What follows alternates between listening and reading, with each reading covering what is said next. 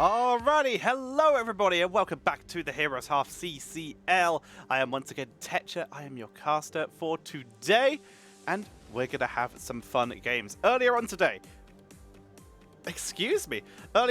we finished casting all of yesterday's games, and we are now preparing to jump into all of today's games. We are now live on the clean feed, feels good.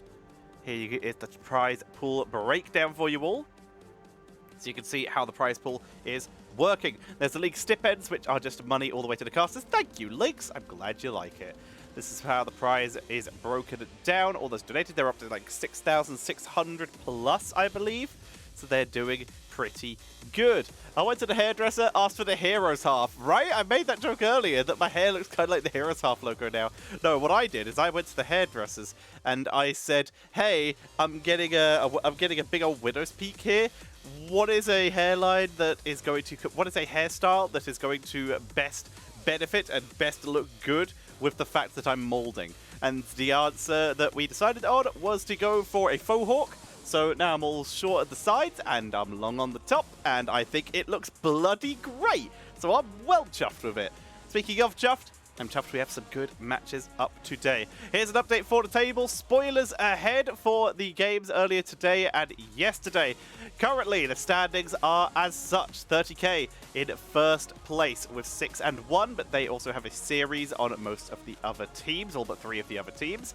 They were able to win their first series in week 1 in a 3-0 and win their series yesterday / earlier today on with a 3-1. Sorry, 3-0 week 1. 3-1 in week 2. Simplicity, Storm Esports, and Wildheart are all coming up with their games, with Storm Esports having their match against Chili Mountain first, and then Simplicity and Wildheart having a rematch of the CCL Grand Finals last season. But the teams that have also already played, Oxygen were finally able to put some points on the board and actually get some score in there, beating out Granite Gaming, whereas Onyx and Granite weren't able to win their series, losing to Onyx, of course, losing to Oxygen, and Granite losing to 30k. Nope, sorry, wrong way around. Oxygen beating Granite and Onyx losing to 30k, but Onyx were able to take a single map. As such, they put themselves in 7th place, meaning that if Chili Mountain can take a map, they will become tied with Onyx. If Chili Mountain can't take a map, they will become tied with Granite Gaming. So, if Chili Mountain are planning to RP themselves from last season, then they have some good, they're going to have some good company down at the bottom of the table. So, what we can also do is, for fun, we can look at Chili Mountain. Again, Chili Mountain, they have the exact same roster between their CCL team and their Masters Clash team. So we can see what kind of form Chili Mountain are on today by looking at their Masters Clash scores. And Chili Mountain, they won their last Masters Clash game against the team below them in a 3-2, beating out Arthur Stronham. So they were a little bit further behind there. But they still have a tough opponent in the form of Storm Esports, who are putting on quite the performance today. Let's have a look at, once again, the standings of what we're going to be having coming up today. Chili Mountain versus Storm Esports will be our first matchup. Then we will have Simplicity versus Wildheart Esports. Should be some good matches. Should be very entertaining. Simplicity vs Wildheart is, of course, what a lot of people are looking forward to, the rematch of Season 1 Grand Finals, when Simplicity went on the absolute tear of a lifetime, and also the fact that both those teams are currently in 3-0s. In theory, one of them could take first place if they could 3-0. Any of the 3 teams with 3-0s right now, Storm Esports, Simplicity, or Wildhearts, could take first place today if they don't drop a map. If they drop one map, they will become tied with 30k. If they drop 2 maps and still win, they will become second place. Sorry, second place or third place, depending on how the other teams do. Plenty of opportunity. So at max, the worst situation here for Simplicity or Wildhearts is they become third place. Even if they go 3-2, the worst case scenario here is they become in third place. So there's plenty of opportunities. The best case scenario is that they become first. Plenty of work to be done, plenty of opportunities to be had. Should be fun. Let's start off with our first matchups for today. It's going to be Chili Mountain versus Storm Esports. Storm Esports making their way all the way to the finals in the Icebreaker Cup, losing to 30k. But it was a very fun matchup. It was very interesting to see, and they even went 3-2. With Storm Esports, they ran some interesting stuff, like they busted out a Chen during the draft. They brought out the Blaze, that is a little bit rarer these days as well. Blaze was actually played twice in that series, once by Storm and once by 30k, and lost both times. Rest in peace, Blaze. The Chen was played once and also lost. Rest in peace, Chen, even though he is one of my faves. Unlucky. So, we can also have a look at the interesting statistics of the general hero statistics across the league right now before we delve deeper into the actual player statistics, once we have the actual team stuff on screen. So, right now, if we look at the most games played on a hero, Cassia sits at the top with 52 games played across this season. Hogger sits in second place with 49, with Sonya on 47 and Mei on 43. To round up our top 5, Sylvanas with 42 and Lucio with 41. But it's ban rates that really come into effect. These are, of course, percentage-based, so these are a little bit harder to read. With Uther receiving the most bans with 83%, with Medivh on 51%, Hogger 48, Sonya 47, Chromie 45, and then Lucio 44. So Uther is banned in 80% of the games. Wow. Feels good.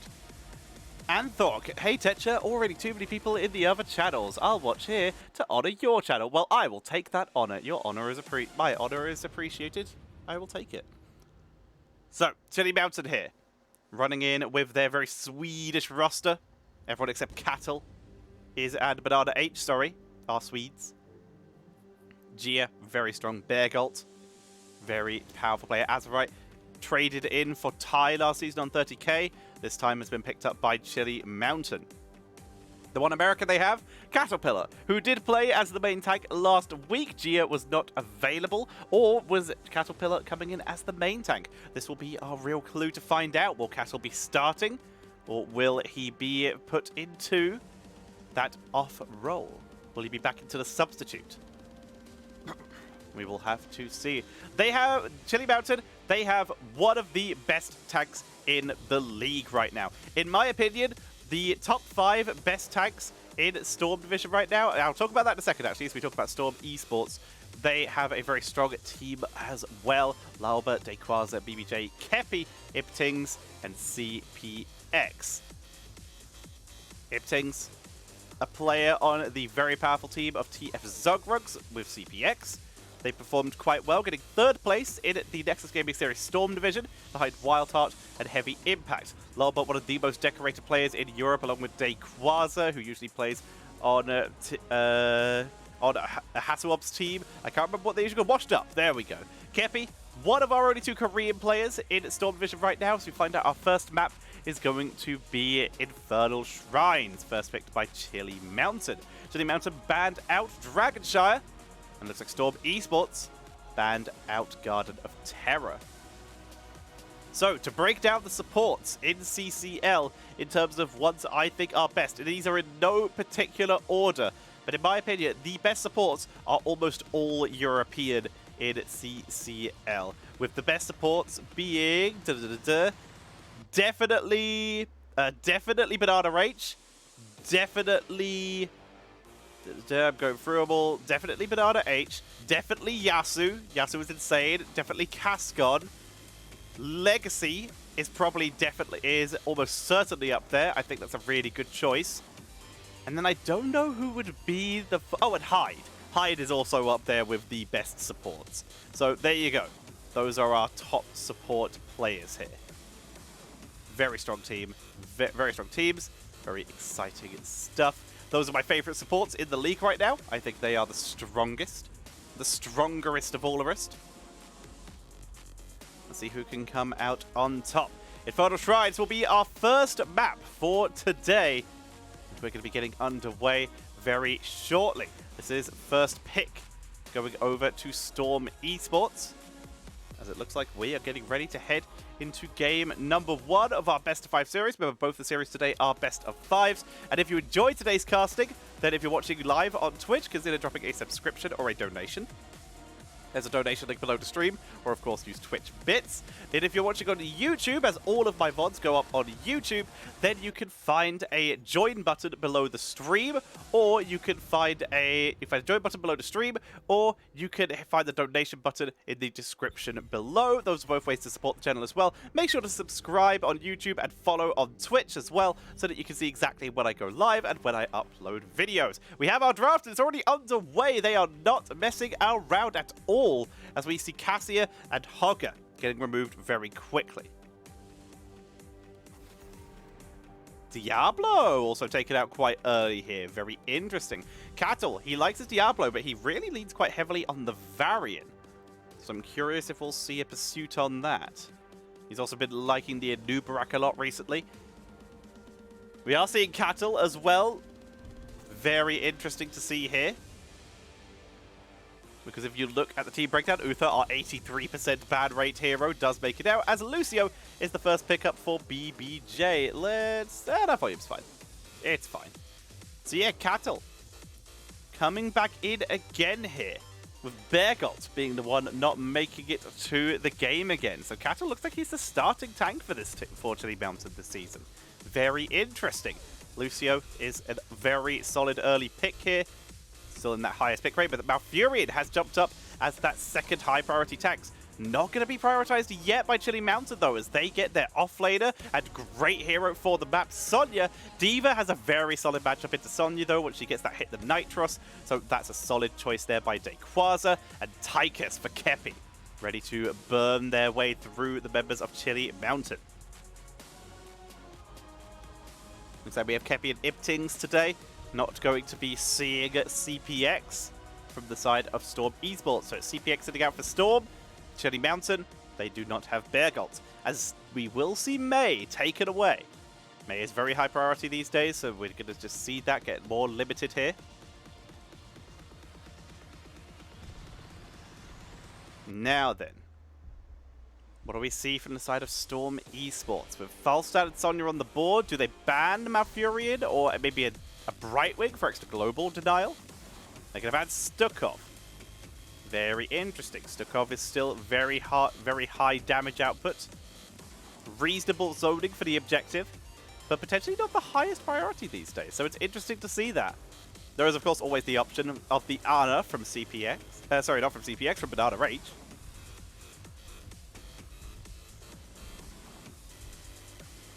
So in the tank, gonna go with Garrosh and Malfurion. We expected the Malfurion. The Garrosh is an interesting one. Very strong hero in general that could obviously throw away the D.Va bomb, but it's very limited by the amount of space you have working with. Seeing that Malfurion as a pickup, Garrosh is going to be very sustainy. But it's very interesting to see him coming in. ETC. Relatively tanky. One of the only tanks to play ETC at the moment, Lolba. Going to be seeing picking that up. Hanzo also very strong. They have a lot of percentage damage, a lot of good immortal Punisher race potential here. They can really try and get rid of those shrines very fast, especially once the piercing arrows hit. If not, more percentage damage to deal with Garrosh. But the Garrosh, he can have his throat blocked by the shrine minions. It's a risky pickup here. Gia. Final pick here is going to be Sylvanas. Strong pick. They have found a potential for percentage damage. If not, the AoE with that Mighty the Banshee Queen, still going to be very, very effective. Help them burn through a lot of people. They have a lot of Mosh interrupts here. They can go either Way to Garrow or Mind Control. Mighty Gust, the Emerald Dream and or Twilight Dream, Garrosh Q, Garrosh E if he picks level 16 talent, Sonya Spear and or Leap if she picks it. They have Mosh interrupts for days here. Strong compositions from both these teams. I'm looking at them right now, and I do like that ETC, but there's so many interrupts. The Lucio's going to help it a lot, especially with the cleanse. But it's a safer draft from Chili Mountain. I'm going to lead over towards the side of Storm Esports because I think they have a lot more punishment potential. I think they're in a position where they can basically turn fights in their favor very easily. So I'm going to lean towards Storm Esports this time. We'll see if that executes in their favor or not. I think they have the ability to blow people up a lot easier, especially with that Tychus. The Sylvanas does do a lot of damage, but I'm concerned that if it's going to be enough for the majority of the game, if she is punished at all, which she might be, especially with D.Va able to dive that backline. Both D.Va and Sonya can double soak and get the objective very quickly, so value is lost there. Neither team is able to get a huge advantage over the other with that. We'll find out how it goes as we're going to be heading into game number 1. Ooh, that's a redemption for Hanzo. Kepi, Korean Hanzo build. I love it. We're going in, ladies and gentlemen, on the right-hand side, Storm Esports. Kepi on Hanzo, Dequaza on D.Va, BBJ on Lucio, Lauba on ETC. The stream has lagged. There we go, we good, and Iptings on the Tychus. I'm guessing our observer tabbed out. On the left, it is Chili Mountain with Banana H on the Malfurion Cattle. On the Garrosh, Gia on Sylvanas, Azerite on Falstad. But that, of course, leaves Dequaza on that side. No, sorry, not Dequaza. That, of course, leaves... Who's the offlaner again? I've forgotten, it's Maka on that Sonya. Immediately, they go for the Silver Rush.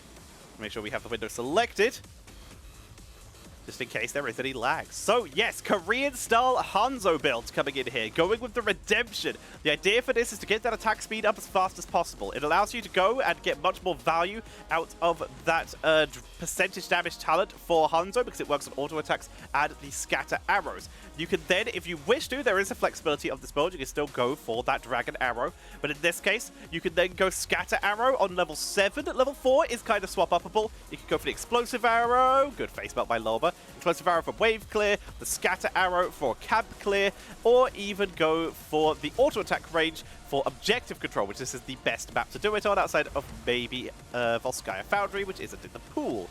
But in this case, once you have those two, you use your auto attacks, which gives you cooldown reduction on your Scatter Arrow for maximum damage output. You can then combo this with percentage damage for even more DPS output as the game goes on. And if you want, you can go Dragon Strike into the Dragon Awakens at level 20, which has its cooldown reduced by auto attacks and Scatter Arrows. With your Scatter Arrows having their cooldown reduced by your auto attacks, which have increased attack speed, thanks to level 1, meaning you can get multiple Dragon Strikes in a single fight. That is the theory crafting behind the Korean Hanzo build. They can still be very flexible with it.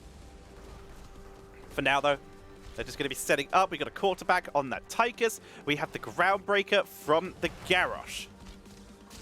Bigger they are for Tychus, no surprise there. And we're going with Explosive Arrow for the Hanzo. Of course, I might not be correct when it comes to the Hanzo build. They might not be going for that at all, but this is the build I have seen picked up a lot of times in Korea, and as such, this is the one that my theory crafting brain wants to tell you about. Doesn't mean they're going to do it, just means it's a possibility. Unstable Poison for Sylve, really helping on the wave clear. Oh, this is so laggy. I'm hoping it's not on my side. I'll have to check the Discord later to see if other people are having these issues. I'm using a different browser today because it kind of broke earlier. If it breaks, if it continues to do this, I'll swap over to the original browser, and I'll just have to change everything back over.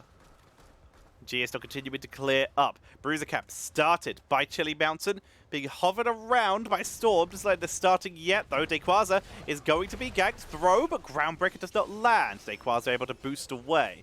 Bruiser Cap picked up. Both teams grabbing that. That's going to be pushing in the top lane. Looks like D.Va will stay up there. She's actually going to be gagged. Retreats away again, though. Dequaza too fast. This means a big head start for Storm Esports, though. But Chili Mountain trying to use their opportunity instead to push with multiple members. Now, Furion being interrupted a little bit by Lucio. That leaves D.Va to pop out of mech. I think she got the self-destruct to clear that out, and she did. That buys them time. The objective 21-0, going very heavily in favor of Storm Esports. Chili Mountain, they will contest a little. Good grenade by Tychus, stealing quite a few. Ting's doing a good job there. Azerite eating quite a few hits. Dequaza gets the most trade-out value when he's in that melee mode. Picks hit the Nitros, quick mini stun, and the first Punisher goes over to Storm Esports. See what they can do, power slide. Lands onto Cattle. They get Hanzo, though, with the root from Malfurion. That's the first kill, and all those redemption stacks are reset. Use 3 stacks every time you die, and in this case, there was less than 3 stacks. And as such, Hanzo back to 0.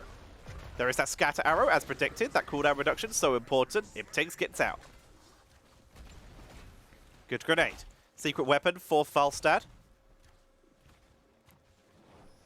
Lauber. Staying behind, letting BBJ do the scouting. BBJ much harder to pin down. Good dodge. Groundbreaker comes out. Quick throw. Try to land them in the root, but it looks like Lauber is able to find the angle to escape there. Beautiful power slide. And Sonya not choosing to help out the rest of the team. As such, Garrosh goes down.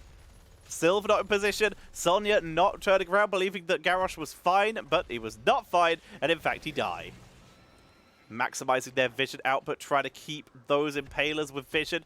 Unable to keep them targeting that Fountain for long enough, though. Fountain will survive. Instead, Kepi, already starting on this bottom siege, will receive reinforcements by Lauber. Lauber go for block party and double face melt. Knockback and burst. We're seeing a Banshee, a Might of the Banshee Queen combined with Festering Wounds. That's the backline burst build from Gia. Let's see what they do. Good scatter arrow by Kepi. Really trying to poke him down. Face melt's really trying to make Cattle's job hard here. There's level 10. Good knockback from BBJ. Backs away. Power slide. Focusing onto Cattle. One-man mosh pit. And they get it. The cleanse on Lobo, preventing any interrupts if there were any. But they still are able to focus them down. Garrosh gets Banana Rage out of danger. But it is going to be mosh pit. It's Dragon Arrow this time, not Dragon Strike. Quasar gets killed too. Double kill for Storm Esports. High five, Dragon Arrow, mosh pit.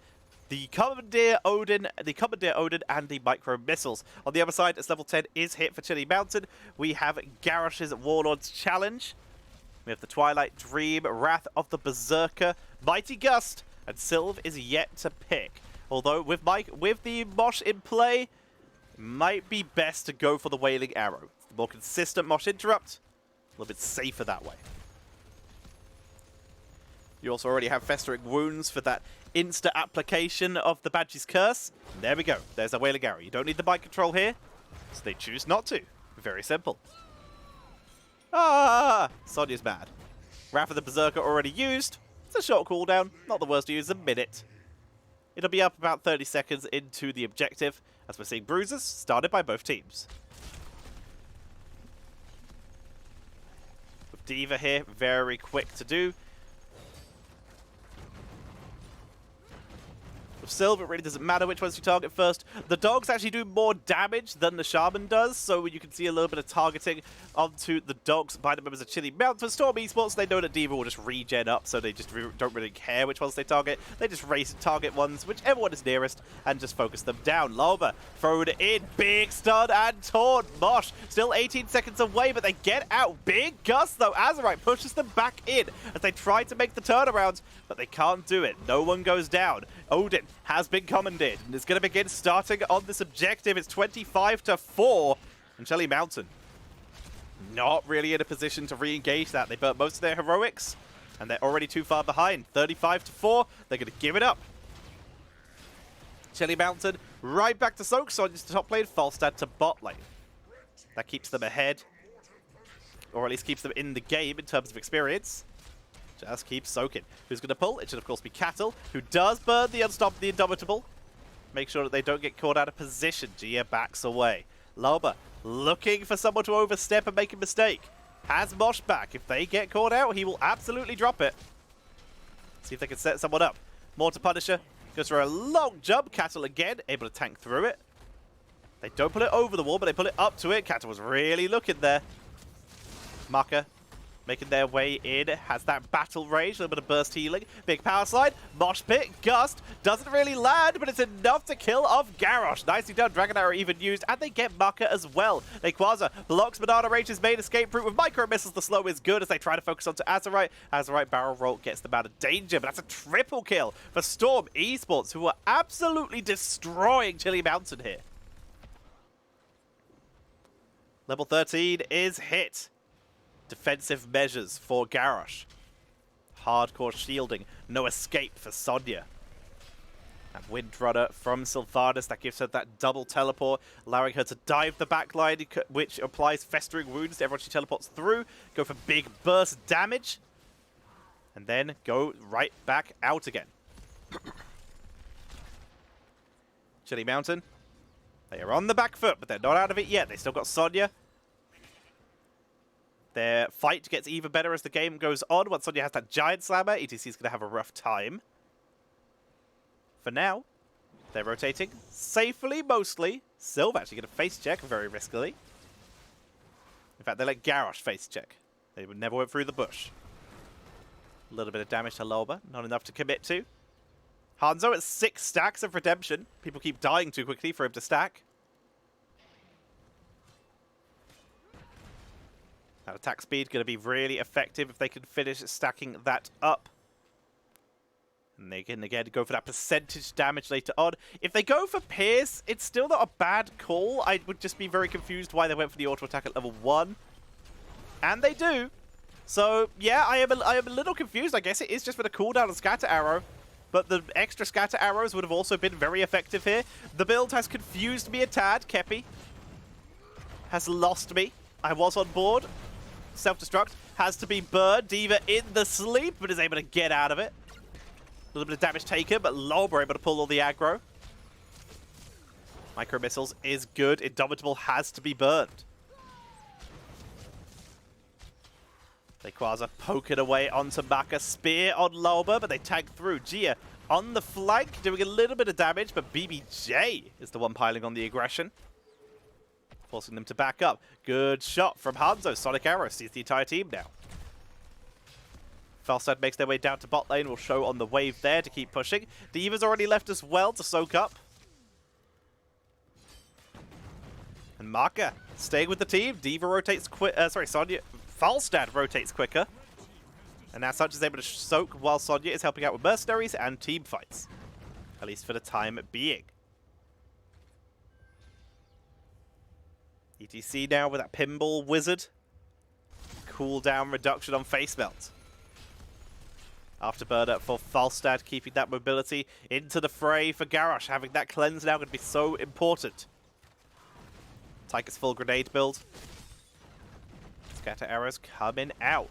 It is a very weird build by Kepi, but the 1 and 7 still make a lot of sense. Dragon Arrow catches both the backliners. Loba was looking for it. You can see him reposition the second that Dragon Arrow started flying. Not enough to turn into anything yet, but Loba still looking. Knocked out by face melt. Lots of pressure being applied here, really trying to set themselves up. Power Slide comes out, immediately taunted. Mosh not used, slept and rooted. It's a lot of damage onto Loba. He's able to get out though. Sylv pop dived in and was not able to dive out in time. Gust has to be used by Azerite, who barely escapes the micro missiles. They chase forward. Root and sleep, too good. Cattle may have stayed too long, though. We turned around for one more auto, but he's got himself in trouble now. Great power slide. Him and Malfurion both go down. Redemption is stacked. And somehow 29-8, Chili Mountain are likely going to lose this objective as Rayquaza goes to finish it off. The rest of the team pushing in mid, pushing in mid, pushing in top, maximizing their value. Great power slide. It's not going to be in the rhythm here, but Amy Tiggs does not even need the full percentage damage to kill off that Sonya. Shaman will be taken out. Pressure even being applied in the bottom lane. Azerite, one of the only people left alive, but still has to walk back to base to heal up. Storm Esports continuing to pile on the aggression here. Gaining momentum where they can. Rayquaza working through the Shrine objective. Looks like it seems to be delaying it, waiting for the team to finish whatever they're doing. To grab every siege camp by the looks of it. Very nice scatter arrow, making the most of the pierce there as well. Maximizing output value. Hanzo's even going to start their own siege camp. They're literally trying to maximize every siege camp and get level 20. They're trying to just maximize the XP here and push with 20 on the Punisher. This mercenary gets them very close. The objective, closer still. And Storm Esports going to try and turn this into a level 20 death push. Good dodge by Kepi. There's level 20. Going with the bullseye. And level 20 on the board. The bullseye mixing fire. Bolt of the Storm. Big red button. And the timing attack. Dragon Arrow. Sidestep by most people. Does hit Malfurion. They don't turn it into anything. Level 20 still 2 levels away for Chili Mountain as they pull the Punisher all the way to mid. Divert power does a decent amount of damage. Cattle tanking best he can. But with Big Red Button loaded on the board, Punisher takes their way through top keep. And with Big Red Button nukes coming onto the core, Bolt of Storm was burned. Massive root from the core onto all these frontline members. Cattle gets the throw, but he's focused down. The taunt lasts less than a second. They're trying to deal with Loba, trying to kill ETC. He's silenced, he's focused, he power slides out, but Sylve is picked off by BBJ and Kepi as the core is focused down. But RH has already run away. The Odin literally chasing down Azerite, but Azerite gusts and their attention is immediately turned on to the core. At 15 minutes, we're going to see their last kill onto Malfurion as Falstad will live through the rest of this game. Loba resets his aggro, and game number 1 goes over to Storm. Storm Esports taking huge momentum there. 1 kill to 14 at the end of that game. Looking so powerful, so strong. They take the momentum in this game number 1 of this best of 5 series. Look at the stats here. Like we said, 1 kill to 14. Azerite, the only person on the side of Chili Mountain to die once. Kepi, the only person on the side of Storm to die. You can see the damage output there. Highest damage output, 29,000, 23,000 on the Sonya, and then 2 range damage. 44k. On Tychus, 43 on Hanzo, 28 on the D.Va, keeping up with the Sylve, with the Sonya, with the Falstad. D.Va able to overtake both range damage dealers for Chili Mountain. There was just no position, no angles able to be gained. That is momentum picked up by Storm Esports, getting themselves back into this. We talked about the builds. Pretty normal here. Full grenade build for Ibtings. Really able to just pile on the harassment, pile on the pressure there. The Scatter Arrow auto-attack build, I do like seeing that redemption. It works really well with that level 7. And I guess in this case, the Pierce was really useful. You would normally see it picked up as an ability to get the maximum percentage damage out of Hanzo, but in this case, it did work out relatively well in their favor. We're not supposed to see that screen. Back to me. Observer Plus. Alrighty, so we're going to be getting ready to jump into game number 2 as shortly as possible. Already a solid win coming in for Storm Esports. Looking at their top win rate heroes for Storm Esports that have more than 1 game. All their heroes have 100. Every hero they have mostly has a... sorry, I'm looking at Chili Mountain. There we go. That's why I was confused there for a second. So, heroes that have a 100% win rate with more than 1 game for Storm Esports. Mephisto, 100%. Tychus, 100% over 4 games now. Anduin, 2 games, 100%. D.Va, another 100%, which they're showing once again. Deckard, ETC, Leoric, Sonya, Stukov, all 100% win rates. With only 1 game, Cassia, Krobi, Deathwing, Hogger, Maiev, May, Urel, all 100% over 1 game. They haven't really lost that much. Hello, One Day. How you doing? Hope you're doing great. They have a 85% win rate on a Nubrak, though, over 7 games, so that's actually still a very solid one. That is 6-1. So, let's check out what we have going on in map number 2. Battlefield of Eternity is the map choice. And it is chosen by Storm Esports here. Storm busted out the battlefield for us. I'm glad you're feeling great One Day. So Storm Esports bringing us to Battlefield of Eternity, meaning Chili Mountain have opted for first pick and first ban. Let's get this going. Of course, the race heroes, very important on this map. You get those big races, you're going to have a good time. If not races, pokes. Krobi and Cassia get huge value here, just being able to poke forever. We can see that Storm Esports have 100% win rate on both those heroes only over 1 game, though. Storm Esports have actually made Cassia like the least of any team in the division. So far, Chili Mountain, they've yet to win with Chromie. They have won 40% of their games with Cassia, though. That's a 2-3 ratio. So they could use that to try and make their way back in here. It's a great poke hero. Otherwise, we're looking at Hanzo, which Kepi has already shown that they are more than capable of playing. We're looking at Greymanes, another Storm Esports special. We're looking at Vala's. We're looking at the... What's the other ranged hero? We're looking at Vala. Raider is another great one. Lunara is okay, but we don't really see it. Li Ming gets massive value. All the big race heroes on this map are going to have a very good time. Of course, your off-laner could also help with that very heavily. Sonya absolutely dunks on race. Malthael is not terrible. Gazlo, which we don't see very often these days, can actually dunk a race on this map with Robo-Goblin build. Robo-Goblin and the scrap cooldown reduction on level 1, you actually just completely destroy every objective in your wave with that one, as we're going to be heading in to Battlefield of Eternity as our game number 2 in this best of 5 series. Let's get this going. First pick, first ban to Chili Mountain, as they opted for it, forcing Storm Esports to get the BAP pick. Hogger gonna be the first ban.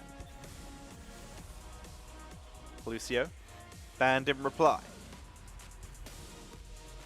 Looking pretty normal so far.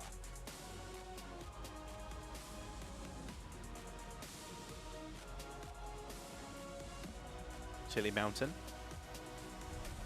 We see Uther removed. Last time it was banned out it was banned out by them as the last ban in round 1. Ban out the Raider. Kepi's a very strong Rainer, so it's a sensible removal here. Take that out of action. And Cassia is banned away. Very sensible. Chili Mountain's Cassia is pretty alright. She's one of the best heroes on this map just due to long-range poke ability. So get rid of her.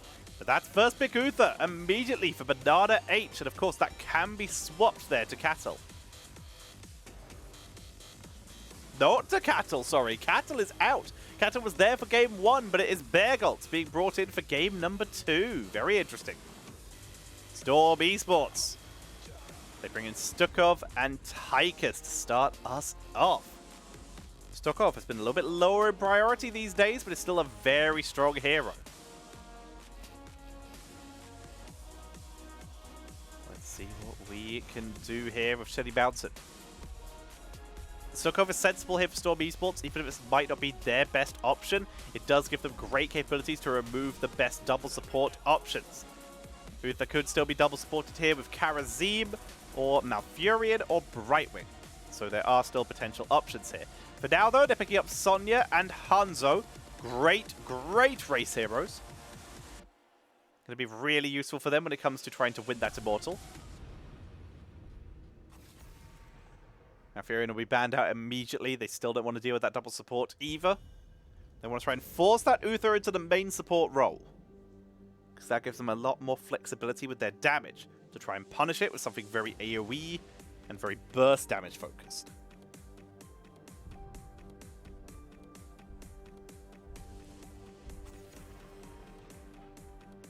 To be seeing Mei banned away once again. Chili Mountain not wanting to let Storm Esports have it. There's Greymane. That's their race, and their damage picked quite early here. Also, Greymane into an Uther, potentially quite risky. Hero who likes to go into melee as a melee/ranged assassin into a short-range stun hero. Potential risk to be had there.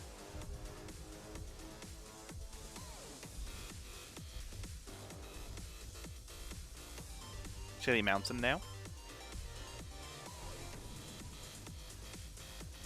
We go with Tyrael as their main tank, and Sylvanas. That gives them reasonable Immortal race and great snowball potential if they win the Immortals. Lots of potential value there. They also have the Swift Retribution, which will help them win the race. And Storm busting out the Chen. Chen round 2. They ran it during the Icebreaker Cup, and it did not win, but they're bringing it back. That's kind of cool, because Chen, with enough to share at level 13, they can get some really good value out of this, because right now, Chen barrel interrupts are Uther stun, Sonya spear, and that's it. Everything else would have to be a heroic. Meaning that both the heroes who would interrupt Chen would immediately be going into melee with Greymane or Muradin. A risky play. Very fun to see. Very solid drafts by both these teams. I'm excited to see who comes out on top. Right now, that Chen, I'm leaning in favor of Storm. I think they have great control now. Sonya's going to absolutely destroy Chen in the early game, but does it really matter? Because it's going to give them such good late game sustain when it comes to actually just walking in and sieging. There's very I don't know if Chili Mountain actually have the tools needed to kill that off if we go for late game hyper support Chen, which I expect we will do. I don't think we're going to go hyper support. Hyper support requires Globe talent at level 1, and you don't want to do that because that talent sucks. But in this case, I think if they can win the Immortal race, which Chen does actually give a little bit of extra damage here, they might have enough. So I'm going to lean in Storm's favor for this one. They should be able to hold on, but Chili Mountain, they have all the tools they need to bring this to a 1-1. Marker on the Sonya, Azerite on Sylvanas, Banana H on Uther, Gia on Hanzo, and Bergolt will be on that Tyrael. Let's get this going. On the right, Storm Esports, Lauba on that Muradin, Kepi on Greymane, Team BBJ on the Stukov, Iptings on the Tychus, and Dayquaza busting out the Chen. 1-0 currently in favor of Storm Esports, looking to extend their lead. This time it's a full scatter arrow build for Hanzo. You can still go the auto attack build on this map, but in this case the scatter arrow is so strong for Immortal race, and they don't really have enough of that with just Greymane alone. Dayquaza being the front scout here, gonna kick in, looking for Banana Rage, the first blood. Kepi dives, they pick up the first kill, looking for more. The power of Chen and Greymane walking forward, but Kepi is too low. Dayquaza is low. Uther finally falls down. Loba jumps away. Kepi dodges the spear with the feral lunge, and they get out of danger.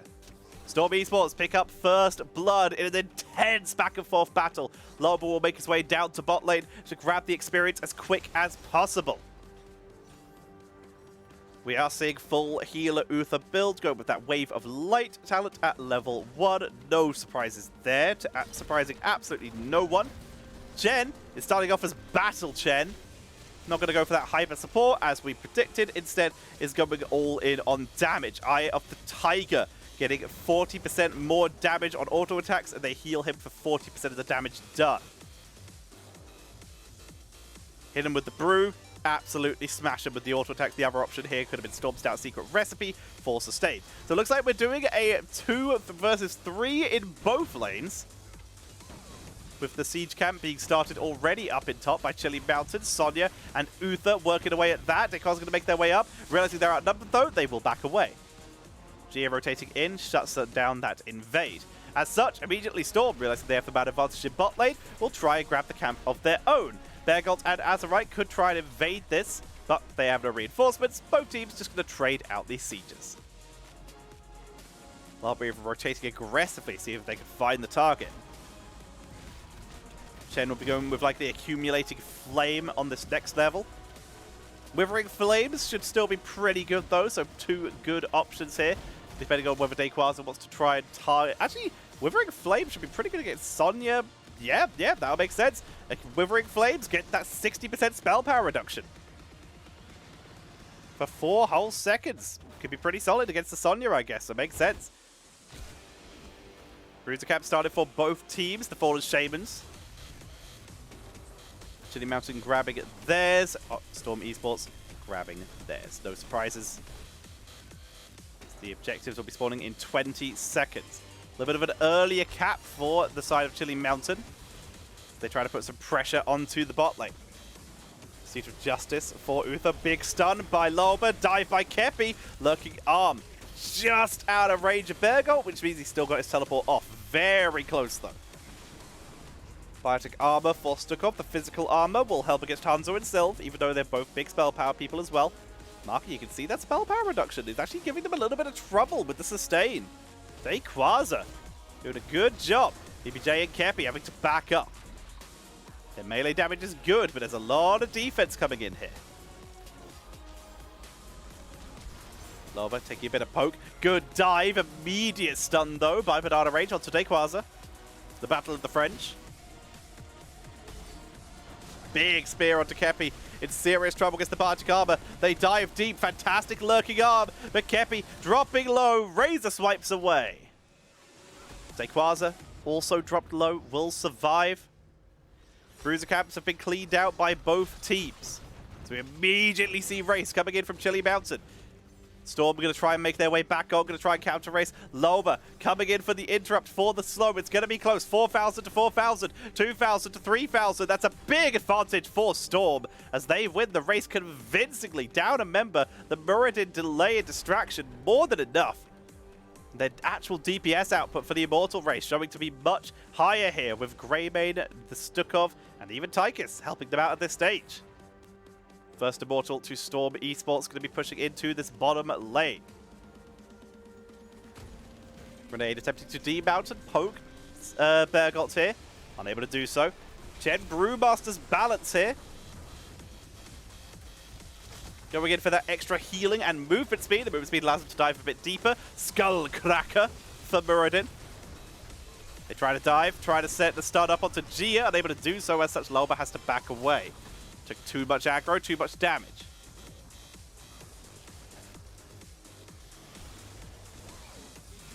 Lots of harassment there. Try to poke down Bergolt. Sonya even came down to try and deal with it. Maka. But they're unable to turn it into anything. As such, Maka will just make their way back up to top.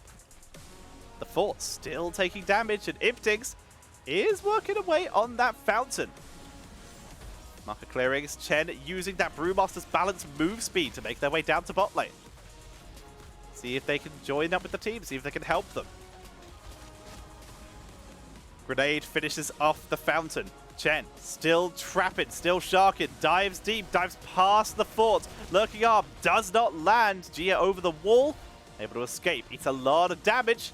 Not enough for the kill. Scatter arrow fully stacked for Hanzo. 57 on the wave of light. Bound by law. Slows Iptings, but they don't chase. Everyone gets out of there. Cab also captured. Great storm bot by Lorba. Able to stop Bergolt from going in. Rayquaza trading back and forth with Maka, but Maka coming out on top there. So able to burn through that Chen shield very effectively. Good grenade.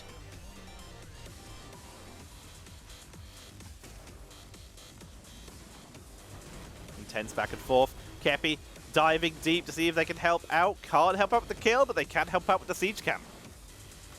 Create less pressure on the lane. Buy some more time for Chen. Brewmaster's balance will heal him up.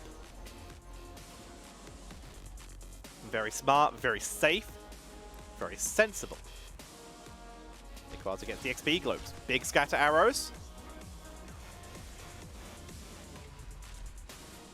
They even use the black arrows to disable this mercenary camp and pick it up quick as possible. On the other side, they just have Greymane.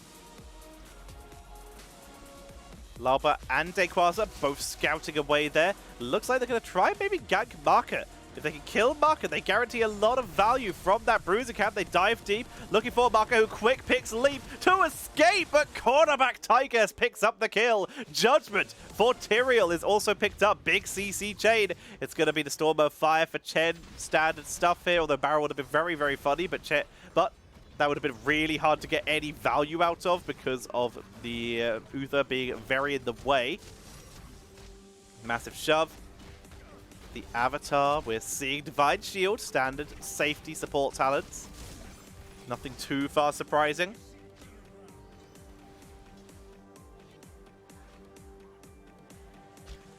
Halftime show very in favor of Storm. Big stun. They're trying to find Banana Rage. Instead, their attention goes on to Bergolt, who gets away. Two-man Dragon Arrow. Massive shove has to be used. Immediate judgment as it's going to be Tigers who's focused down, but Iptings stays alive. Stormo fires in the background, roots down the Tyrael, who's going to get a big explosion. That's going to be a big cooldown reduction here. He'll be up quite soon. Kepi and Rayquaza diving deep. Kepi will fall thanks to the leap of Sonya coming in from behind. 1-for-1, but Gia focused down with Chen so relentless. They're chased away. That's going to be the side of Storm Esports very handily winning this objective once again. One more attempt at a fight from Chili Mountain, but it will be too late.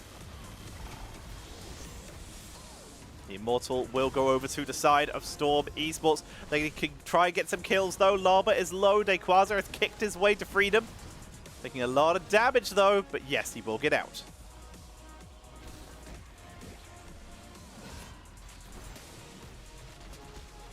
Immortal's going to be pushing into this top lane.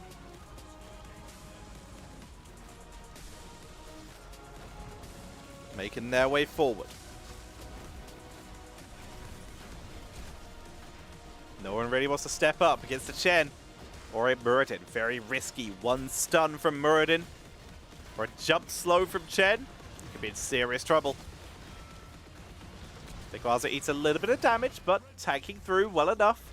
Brewmaster's balance, keeping him nice and healed. Big kick, body blocks, tries to keep Sonya in the lurking arm, but the quick hand of protection from banana range is great. Dragon Arrow onto the back line. Marker gets de-shielded, tagging through. Fantastic judgment. Imtings is down, as is Kepi. The front line has been deleted. Reactive Ballista Pulse trying to save BBJ, but there's nothing he can do. He's trying to run to the rest of his team to heal him. The rest of his team, Dayquaza and Lauba, kill off Hanzo. But that's still going to be a 2 for 3 in favor of Chili Mountain. Able to punish the overextension. Lauba, in fact, comes back in, as does Dayquaza. But the Immortal is dead. Spell power reduction, making it very difficult for Mucker to get value. They were thinking about dropping the kick. Unable to get value out of it. We do, of course, have that enough to share for Chen. Bronzebeard Rage for Muradin. It's so strong, so much sustain.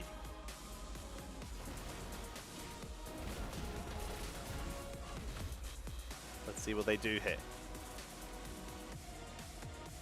Bergolt picking up the defensive position. Siege camp from top by Storm. They're likely going to grab the one from bot lane too. As they make their way down there. Chen really showing up this time, getting great value.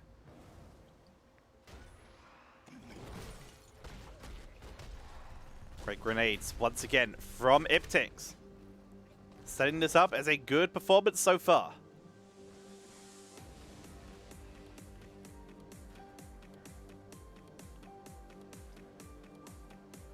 The trap is set. Lauba, big stun, Dragon Arrow and Judgment. The blow up is good. They take out Stukov, but here comes the counter engage. It's so aggressive and strong by Storm. Even if they lose their support, it's all about the damage. Blowing up Uther so quickly, but Uther Ghost is keeping everyone alive here, and Maka is winning the 1v2 versus Iptings and Lauba. But with Dayquaza coming in from the side, do they chase further? No. Too many members of Chili Mountain reacting, but that's an immediate 1-for-1, support for support. The burst damage is ridiculous from the side of Chili Mountain, and that's their strat. Dive in, everyone dies.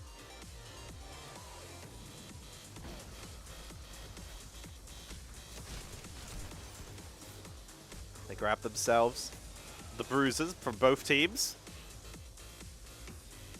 Level 16, one full level away from Storm, which Chen is slowly soaking. Sylve doing the same on the other side. Both trying to get some value out of their bruiser. Tychus with the slow, trying to set it up. Cursed Bullet does not land. Kepi gets a little bit of damage done. Nothing too much. Bit of harass, and dead! Oh my god! Okay, so leap into Judgment, into Dragon Arrow, into Judgment equals just, yeah, dead.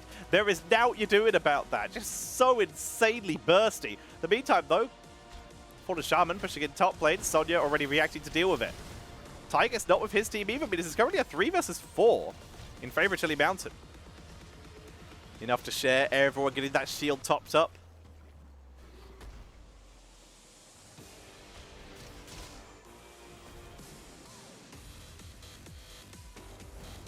Oh, but poking away well.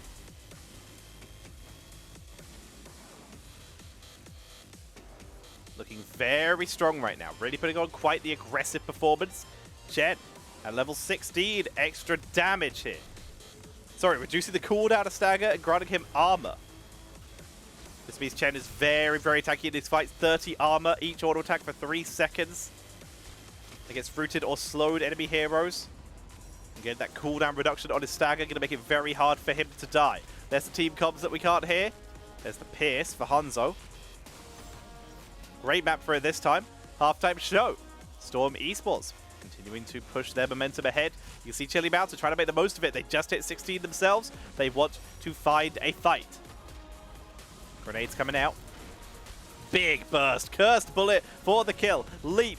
Focus, but Avatar is burned. They immediately jump in with the Chen Storm of Fire, landing the root. They focus them down. Mini stuns onto Maka, who is absolutely destroyed. Bergolt, the only one to live, and Storm Esports are just smashing them. Just hitting everything in their way right now and blasting it to pieces. Very, very nice. Quasar grabbing themselves a siege camp. Iptings doing the same thing. Punisher spawns in the middle of the map. Will spawn. It will run down to bot lane. We're going to be seeing Storm Esports trying to set themselves up for their first keep of the game. It is currently 6 kills to 11. Chili Mountain did gain some momentum earlier, but Storm Esports kind of tearing this game up.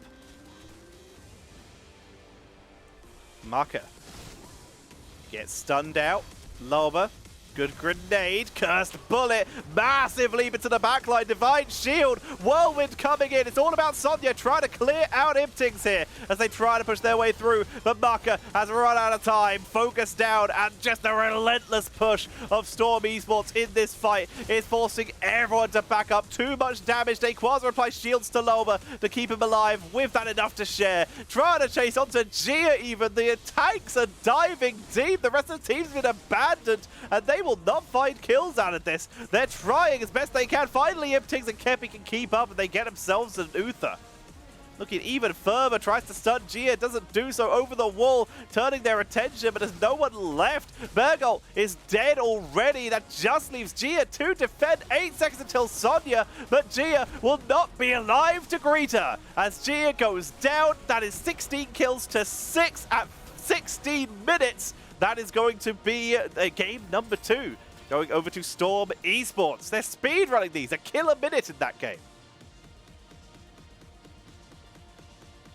And we are seeing Storm Esports back in it. They are ready this season. For their first season in CCL, they are ready. Chili Mountain struggling to find their feet as they did last season. 6 to 16, level 16 to level 19 at the end. Damage output again, much better this time by Gia, 48,000, keeping up with Tychus this time. Kepi was actually a little low and of course did die a lot, but that's kind of just the risk you take playing Greymane, where you will get blown up. But look at Chen, 38k, doing a pretty solid job there. Damage is a lot more spread out. From Storm, there was 35k. On Loba, everyone was a bit more spread out with their damage there. Everyone had really high damage, whereas on the side of Chili Mountain, it was a little more focused on the damage dealers. And as such, the damage dealers were a little more focused and died. That's how it be sometimes. So, that's game number 2 of our best of 5 series. The mainstream will be going on a break. We will not be, because we have self-control. So we're going to be waiting for them to come back. We'll see if Storm Esports can take that 3-0 and take a lead in this series. Let's once again have a look at the table to see where we are up to. You can see right now we are at 30k in first place. Storm Esports, though, they are 1 game away. If they win this 3-0 from taking first place, they will be at 6-0, which will be a +6 match ratio, of course, which will be 1 more than 30k, who are sitting at a +5, having lost a single map to Onyx earlier today. Chili Mountain, though, they are currently on track to be meeting up with Granite Gaming at the bottom of the table in tied last place. Plenty of chances for them to get back in, but they are in a very rough position. Our second match for today will be the other 2 teams on tied 1 point. Where are the points on this? There are no points on this, just the matchup. Okay. The other team that will be on the 3-0. We'll see if either they can make it to 6-0. But if it's a rematch of last season's Grand Finals, then you gotta wonder if that's possible. Because last season's Grand Finals were very, very intense. when we got to our final matchup there, we ended up with a 4-0 for Simplicity, but Wildheart, they did put up quite a bit of a fight. Can Simplicity mirror that performance now? Can they mirror a 3-0, in this case, take another easy win and put themselves in tied first place, assuming Storm win their next map? If not, they can perhaps Simplicity take it from them instead and overtake 30k. Plenty of possibilities. Or if Wildheart's decision, unlike Simplicity, Wildheart made the decision to play as a team in the off-season, all the way up until last Thursday, where they won the NGS Storm Division Championship, beating out Heavy Impact to do so. They also beat out TF Zugrugs, a team made up of a couple players from Simplicity and a couple from Storm Esports. Are Wildheart in the position where they can take revenge on Simplicity and put themselves up for that first place? That'll be our second series of the day, ladies and gentlemen. For now, though, Chili Mountain, they have to find their way back into this. The mainstream hasn't even started its break yet. You know what? I'm going to use the bathroom. The fact they take so long. We're currently like 8 minutes since the game finished, and they haven't even started their break yet. I'm going to go to the bathroom. When we come back, it will be game number 3. I will see you in a moment. I will hopefully, when we come back, we'll still be in the break for the mainstream, probably, if they've even started it by that point. So see you all in the moment. We'll be back in a moment for more Heroes action.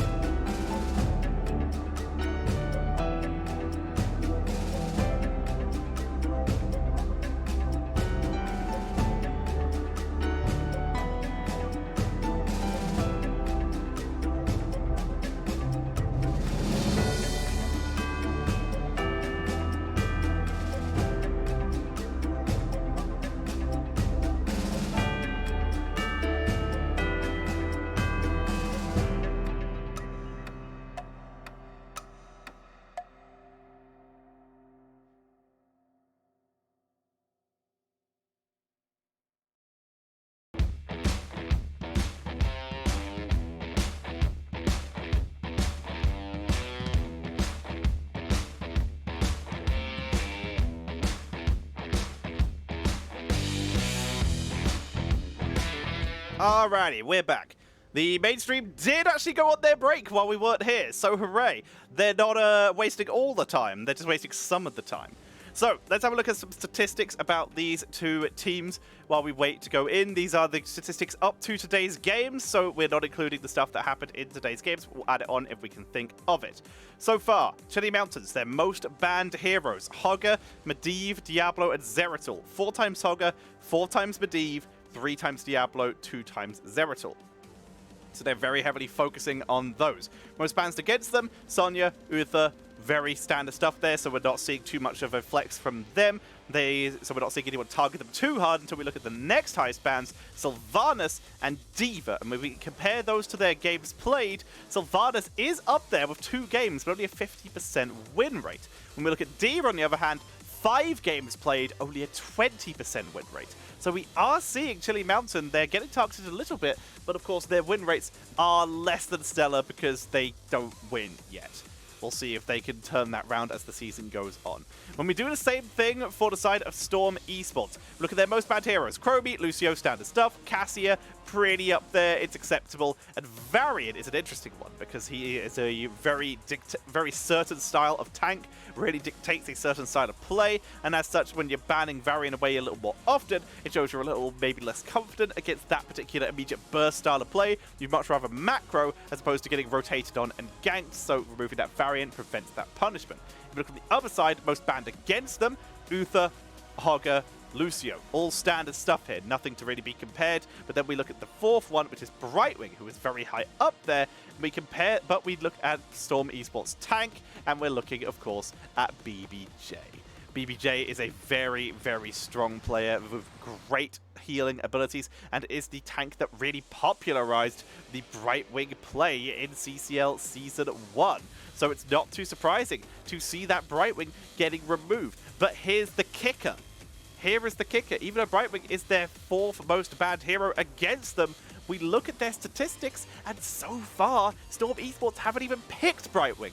It's literally never been picked by them so far this season. It's a full bamboozle by them. Everyone knows they can play it, they don't want to. But as such, if we look at the supports that have been played by the side of Storm Esports, we see Ana, 2 games, so far has yet to win.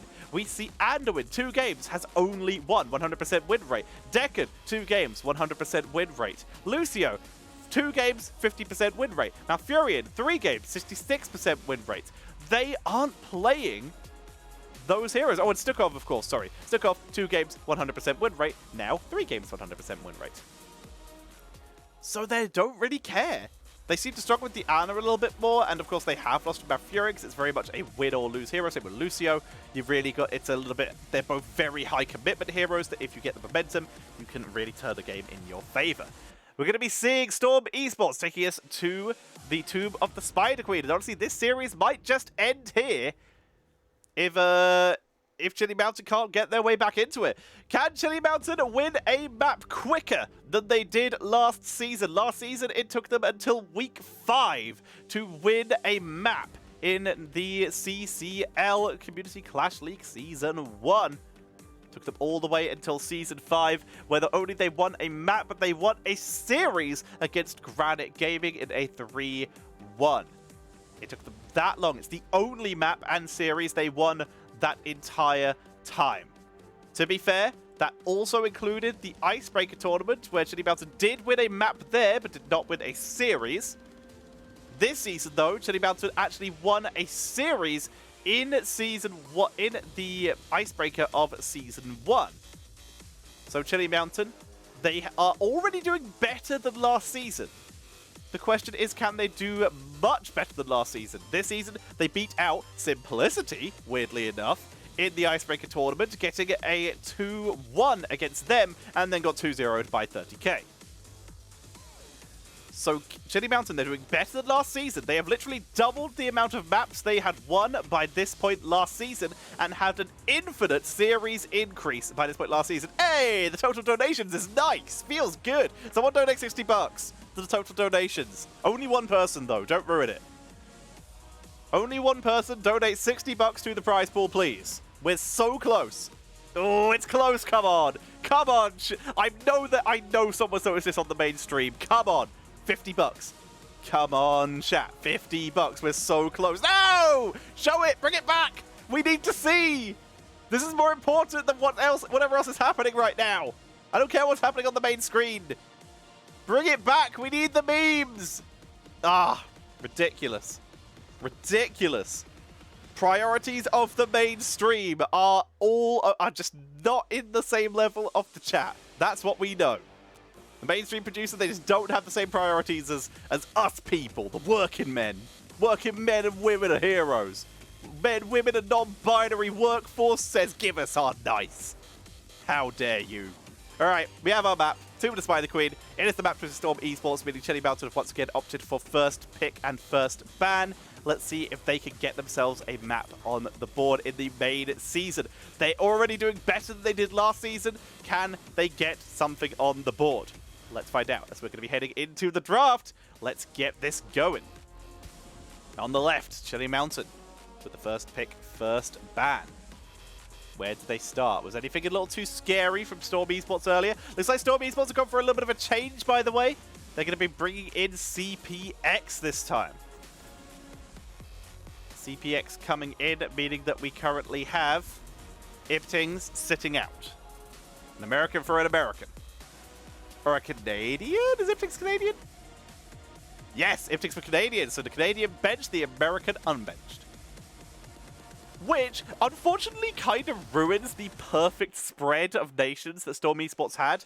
With CPX on the bench and Iptings in play, they don't have a single double up on countries. With Lulba being from Sweden, BBJ being from America, Iptings from Canada, Dequaza from France, and Kepi from South Korea. CPX is now from America as well, meaning they have two Americans, BBJ and CPX. They've ruined it! They broke it! Ah, rubbish. Either way, still a strong player, still a strong assassin player. We'll see what they can do with this, as we see Diablo banned out again by Storm Esports this time. Does that mean Cattle's back in play? Yes, it does. They're target banning Cattle. They didn't ban it when Beargot was in play. That's interesting. Very interesting indeed to see.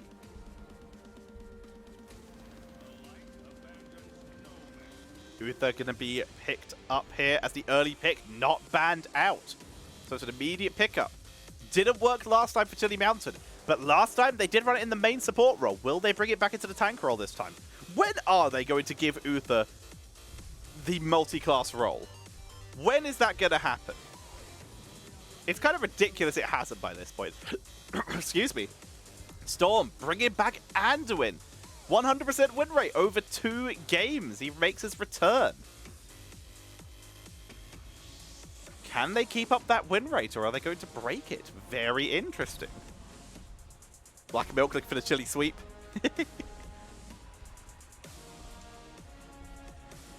Chili Mountain now. Now would be the time to pick Stukov. Or Malfurion. They don't. They go for Gul'dan. Chili Mountain taking a leaf out of... Chili Mountain taking a leaf out of... Who was I casting earlier? Granite? Hang on. Ooh, big lag on the stream. We still live? We are. We lagging, but we live. Okay, we good. Stitches is banned. That is an odd ban. Ooh, we stuttering real bad. I'm hoping that's not on my side. All right, we're going to stop looking up wherever we had. We're just going to click it and hope that everything is fine. None of my resources appear to be being eaten. Ooh, that's so jerky. That's so janky. I'm going to do something quickly, and I'm going to check to see if it's just as janky. Okay, Hasselhobbs is saying he's having big lag as well. Yeah, Hasselhobbs literally just said he's having issues at the same time, so I assume it's not just us. I was about to try it on another browser, so I'll close that browser, and I'll assume it's the clean feed itself. Okay, yes, the CCL have confirmed that there is lag. Ooh, that's a big freeze. Alrighty, I think we're good. Raider and a Nubarak coming back in. Okay, so yeah, they're having some lag and some dropped frames. Unlucky. But we will manage. We will persevere. We will make our way through. Last pick is Lee Yorick. I'm going to stream in PowerPoint. That'll smooth it out. Exactly. I just have to sync up the frames that the stream loses with my PowerPoint frames and just swap back and forth. Easy. So Lee Yorick as the final pickup here. That does set them up for the Entomb Durance combo. I don't think there's a name for that combo yet. ETC and Lee Yorick, both great light bomb heroes. And it will have to be light bomb. Chili Mountain has too many interrupts for the sanctification here. Or the salvation, sorry. Okay, I'm going to jump back to me. Oh, we went over! No! You hid it from us while we were getting our memes and then brought it back after the memes! Damn you, CCL! Oh my god. You make me angry, CCL. You make me angry. Okay, so yeah, I'm just reading I'm reading the co-streamer chat. So it's an ISP issue for the observer. Not much we could do. Not much we can do, but wait and hope. Okay, so we're just gonna have to live with the stutteriness for a bit. Oh, bets! I haven't done bets in a bit. Yeah. I always forget about those. Let's have a look. Dashboard. Let's set that up. Oh, I'm going to have to run a real quick one because the game's already started. Tell you what, I'll show you the game while I get this sorted. While I get this set up. I'm going to do a 30-second one. All right, start a prediction. Start prediction. Who will win game 1? Will it be CM or Storm? You have 30 seconds. Hello? You have 30 seconds and start. Good luck. Good luck, get in there fast. Because we don't have a huge amount of time. We're not taking any time. We're just running in straight away. On the left-hand side is Chili Mountain. On the right, it is Storm Esports. Storm, 1 game away from victory. Can Chili Mountain make their way in? Ooh, some people bet on Chili Mountain. Some people are brave. We're seeing a little bit of harassment. Kepi takes some damage, but they're piling on the pressure. Good damage onto Kepi. Massive corruption. Keeping them bothered, keeping them harassed. And immediately Beargot makes their way down to bot lane. But surprise, Maka gank! Interesting to see here, by the way. It is Cattle and Beargot. So Beargot main tanking. Sorry, Cattle main tanking. Beargot on the Diva and Maka on ranged. So basically a role swap for Chili Mountain to try and give them more options. Lauber, very smart, running away from the Anduin here. Knew he was still in range, but to make sure that no one ran towards Anduin, it could set him up for a death. It's going to be Beetle build on that Noob. That's the Cattle style, just what he likes. Everything else, pretty normal. We can talk about there's no bold strategy or anything like that. It's just renew for the Anduin. That can sometimes be different. Raider, no PvE. It's all PvP with that ace in the hole. Corruption. Echo Corruption on the Gul'dan. No W or E or Q build, sorry. Uther, Wave of Light. So actually, yeah, I guess we can talk about. There's a lot of times that can be different here. Uther, Wave of Light, as opposed to the Hammer of the Lightbringer. Nanarate even dodging Dayquaza there. Nice Duke. The Auric going for the Ossian Renewal. That is a little bit standard, but we will sometimes see Fealty unto Death on this map. And Block Party for ETC. I think we've covered everyone that is a little bit interesting. Drain Hope onto Beargot. Banana Rage trying to body block Dayquaza though, but Dayquaza can just walk away. Neil Peasants, there's the spite. Big talent for Kepi here. That cooldown reduction is insane. The Moral Compass coming in for the Anduin. Again, that Divine Star cooldown reduction. Sorry, not cooldown reduction, the little auto attack which will buff his Renew. Kepi poking away. Doing as much damage as they can. The idea here is just mass cooldown reduction. Self-destruct is burned. Face Melt actually puts him in a bit of a rough position. Loba focus down. Leap of Faith is burned, but too late. BBJ unable to get the kill. That Face Melt actually kind of ruined them there. ETC, Loba pushing the self-destruct further away from the enemy base, meaning that it cut off their escape route. Dayquaza eats a lot of damage. Siege Cap's going to be taken. Chili Mountain just got their momentum back. Good job, Chili Mountain. Nicely done. So, CPX poking away at Banana Rage. Doing a good job there.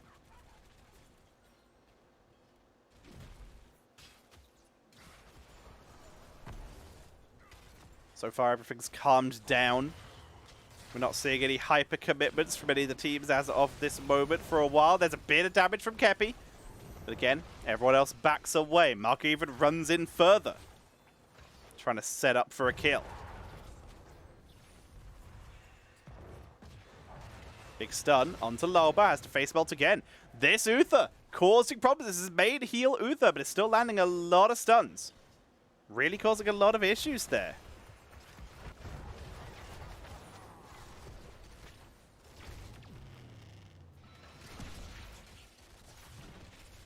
Lots of knockups there. Big stun from Cattle. Face melted it. CPX. Getting drained. He might have got a little bit deep with that fend. Leap of Faith has to be used. BBJ trying to hold it, trying to delay. Leeching Scarabs now coming in for Cattle. A little bit of extra sustain there. The Drain Hope range coming in for Leoric. Trying to keep them moving.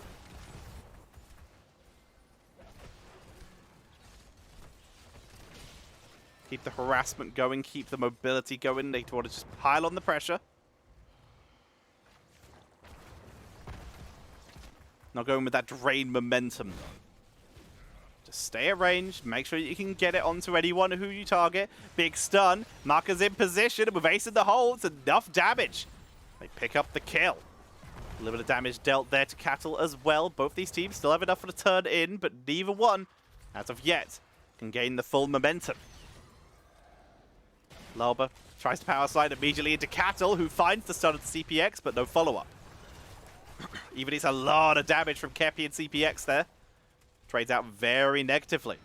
2 kills to 0, though, in favor of Chili Mountain, and they hold a small XP lead because of it. But it's going to be Storm looking to turn in their gems. Good interrupts, though, and with those spines from the ground, the bed of barbs going to be a little bit harder for them to turn in. Keeps interrupting that way. Looks like the stream has stabled out now, so that is very nice to hear. Down goes Dayquaza. Not many gems lost, but it's another kill. Chili Mountain massively gaining momentum here. Kepi harasses. Doing a good job. Kepi backing away. Excuse me. Big stun from Banana Rage Azerite. Trying to set up. Not much to be gained, though. Chili Mountain, they're really gaining a lot of momentum here. Making it very hard for Storm to do anything by the looks of it as they hit level 10 first. Cattle turns in their 7. First turn of the game going over to Chili Mountain. We're seeing Micro Missiles, Horrify, Raiders Raider, the Cocoon, and we're seeing the Divine Shield. What do we see on the side of Storm Esports? Their level 10 is fast approaching. At level 7, we do have shielding for the and we'll go with the power word shield. If he hits an enemy hero with his Divine Star, he gets an extra little cheeky shield for 4 seconds. Durance, Light Bomb, Entomb, no surprises there. But Stage Dive is a little bit of a surprise, but when you look at the enemy team, it makes sense. Diva interrupts, Gul'dan interrupts, Raider interrupts, Nubrak interrupts. It's just too much. BBJ trying to sidestep everything, but gets horrified and trying to Light Bomb. The shield does not come out in time. Dies before Light Bomb goes off, will be slain. Rain Hope does land from Dayquaza. Will even land the Entomb. But now Kepi being flanked from the backside. Can't even Durance because it's interrupted by Beargold. 5 kills to 0. Storm are absolutely cleaned up by Cloud. I keep saying Cloud & Mines. The team, if you're wondering why I say Cloud & Mines, I was on a team called Cloud & Mines, and that's the same initials. We keep calling ourselves CM. Chili Mountain in retreat. But they've still managed to gain massive momentum. The push is basically over. Bot will be cleaned up. But they have enough gems for another turn-in, basically. Chili Mountain absolutely smashing this game. Loba trying to set up, but the stun chain is so strong. Here comes from the side Beargold, and again, they're outnumbered. This just keeps happening. Stage Dive is burnt. They're trying to set it up. Light Bomb will land, but only onto Uther. Durance is hit, but again, only on Uther, and they're not capitalizing on it. Self-destruct is burned, and that's it. That's all the damage they do. They're not getting it done, and I don't think they will be able to get it done until level 16, where they get percentage damage on this Mephisto, which they're trying to get some damage out now, trying to finish off Marker, but Beargold is causing so many problems with this Diva. There's just nothing that can be done. Storm Esports, they can't find their footing yet. They have enough for a turn-in, more than enough for a turn-in, but it's always interrupted. It's always delayed. Between Gul'dan and Nubarak, they just have so much. Even Raiders Raider, flying in every now and again just to poke away at them, just to annoy. Leo trying to turn in below. Has he snuck it? He gets it. Diva unable to sniff it out and notice in time. Dequaza turns in enough gems, and Storm Esports, they have an opportunity to make their way back in, but with over a level deficit, they have a lot of work to do. Burning Beetles, giddy up. Well met. Cooldown reduction from Azerite. Getting cooldown reduction on that corruption, not even going with the health stone. Believing they don't need it. Just more cooldown reduction, more damage, more corruption. Light Bomb, that's a great dive. Light Bomb into stage dive. They timed that perfectly. Divine Shield immediately came out into Azerite, but it still lands the Entomb onto Banana H. Corruption, Echo Corruption is completed. Huge damage. Kepi freed from the Entomb, free from the Cocoon, sorry, as Bergel tries to escape. Mech nearly drops. They will finally get the mech, but Kepi took a lot of damage from it. That Webweaver already nearly dead, though. So you can time the stage dive and the light bomb, but you have to do it basically perfectly. And they did get it, but it was real close. How many times are they going to be able to repeat that? It's a much harder to land version of the Johanna light bomb falling sword. We'll see if they can pull it off more as the game goes on. CPX harassing Cattle. Corruption. Big jump of damage. CPX running right through it, in and out. Basically maxing out the damage he took. Has even popped his own heal, that inner light. Lots of damage. Entomb! Perfect trap onto Cattle. Completely locked in with the Durance. Horrified. Not enough. That was gorgeous. Beautiful pickup there by Storm Esports. Falling Sword. Nope, not Falling Sword. Stage dive, the other one. Face melt. Not needed there, as Azerite was already on the other side. Bergel came in with the knockback and saved the day. Shard of Hate, the cooldown reduction for that Mephisto. Looking strong now. And suddenly, they're less than a level behind. Storm Esports back in it. They only have 1 kill on the board, but they're gaining momentum every single second, every fight they take. Although Sneaky Bruiser attempted by Chili Mountain, that will help them with the defense here. But somehow, despite being 5 kills behind, and almost half a level behind, Chili Mountain is still down Storm Esports are still down still up in structures. They're holding. Harassment continuing to do huge damage. 16 just around the corner for Chili Mountain. Dark Wave doing very solid damage output here.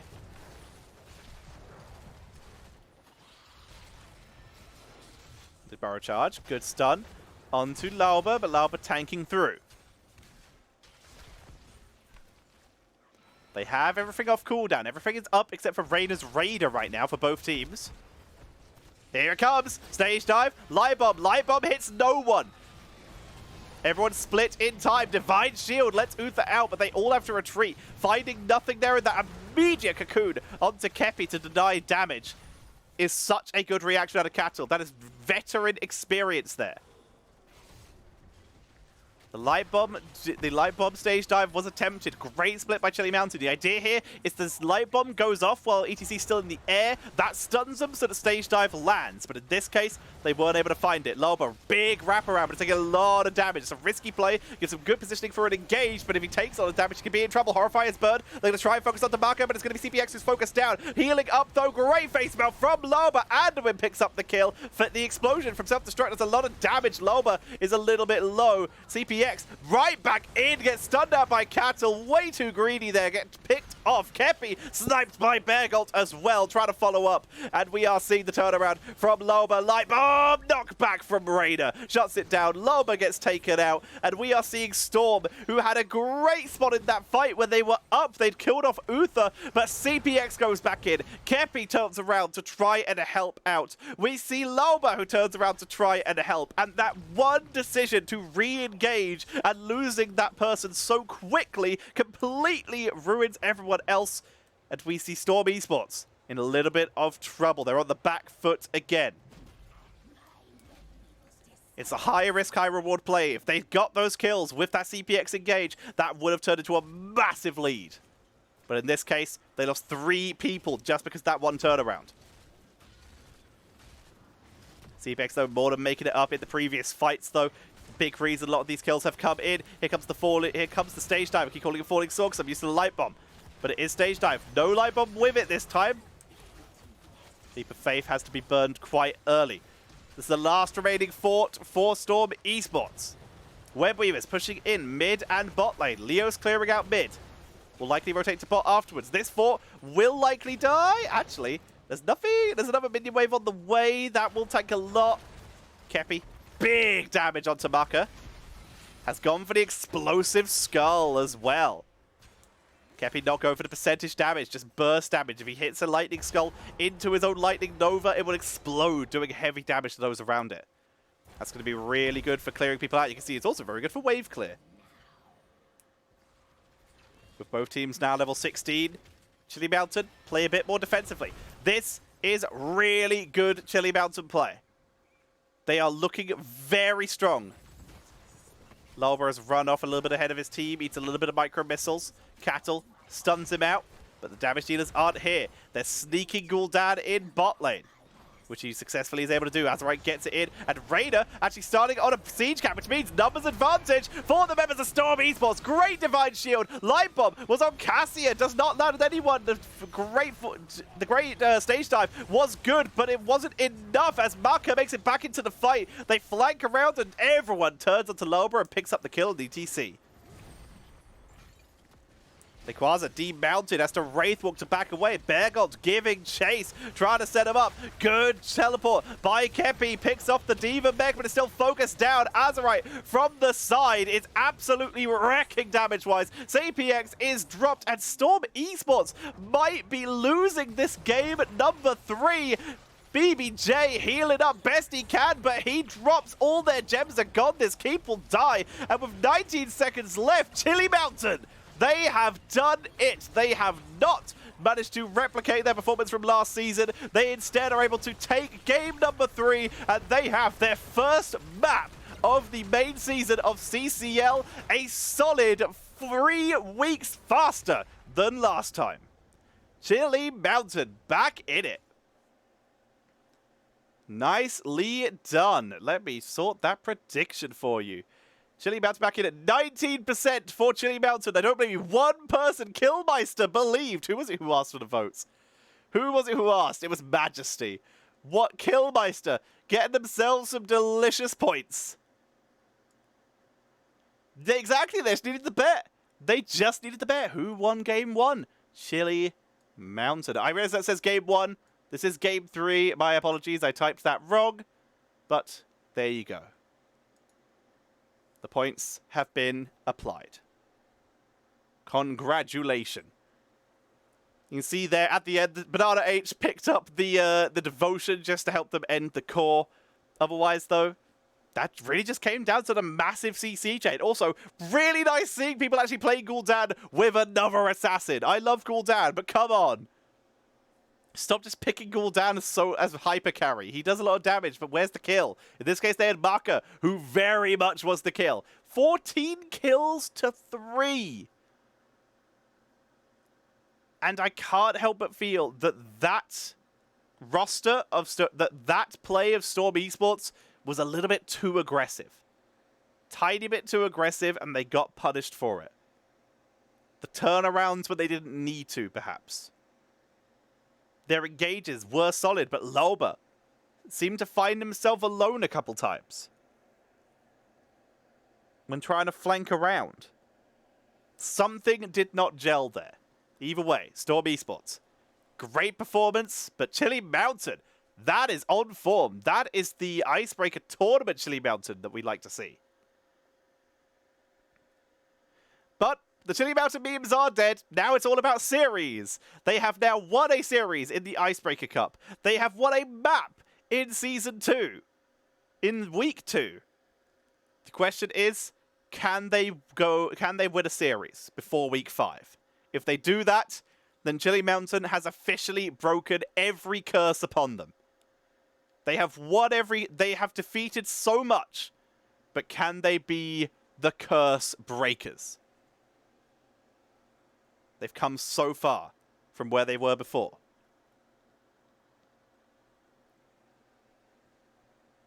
So we prepare to head into game number 4. Alterac Pass is the map selected by Chili Mountain. If we look at the statistics, Chili Mountain, 1 game, 1 win on Alterac Pass. Storm Esports, 1 game, 1 win on Alterac Pass. One of these teams is about to have their statistics ruined. One is about to have a very pleasant-looking Alterac statistic. Ladies and gentlemen, if you are enjoying my casting today, please consider dropping a subscription or a donation. I am doing this for free. I only survive with generosity from kind strangers and friends on the internet. It is the only way I can keep doing it. I'm aiming for 100 subs. We're currently at 47. 100 subs is enough for me to afford maybe half a month of groceries. I'm aiming for it by the end of the month. It is a start. Donations, of course, really help out with that as well. And really help towards that as we prepare to head into game number 3. Subscriptions, donations with bits or a donation link below the stream are good.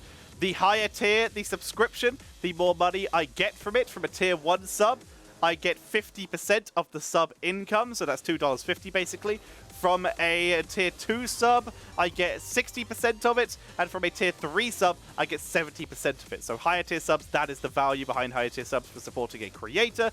If you're looking for donations, bits are fantastic because they get paid with the Twitch stuff. If you pay through Streamlabs though, Streamlabs takes a lower percentage than Twitch does, so there's a little bit more value. And if you ever buy bits, always do it on desktop, don't do it on your phone, because both Apple and Google take a percentage of the amount you buy it with bits because it's done through their in-app marketplace. So you are paying more for your bits when you are on mobile than you are on PC or when you are on PC. So if you buy bits, do it on PC because everyone else, including the consoles, charges you extra for it. So you are getting less for your money. As we have the draft starting up. Let's get this going. Chili Mountain starting off with the Lucio band, Storm, Cassia, and the May. Getting removed nice and early.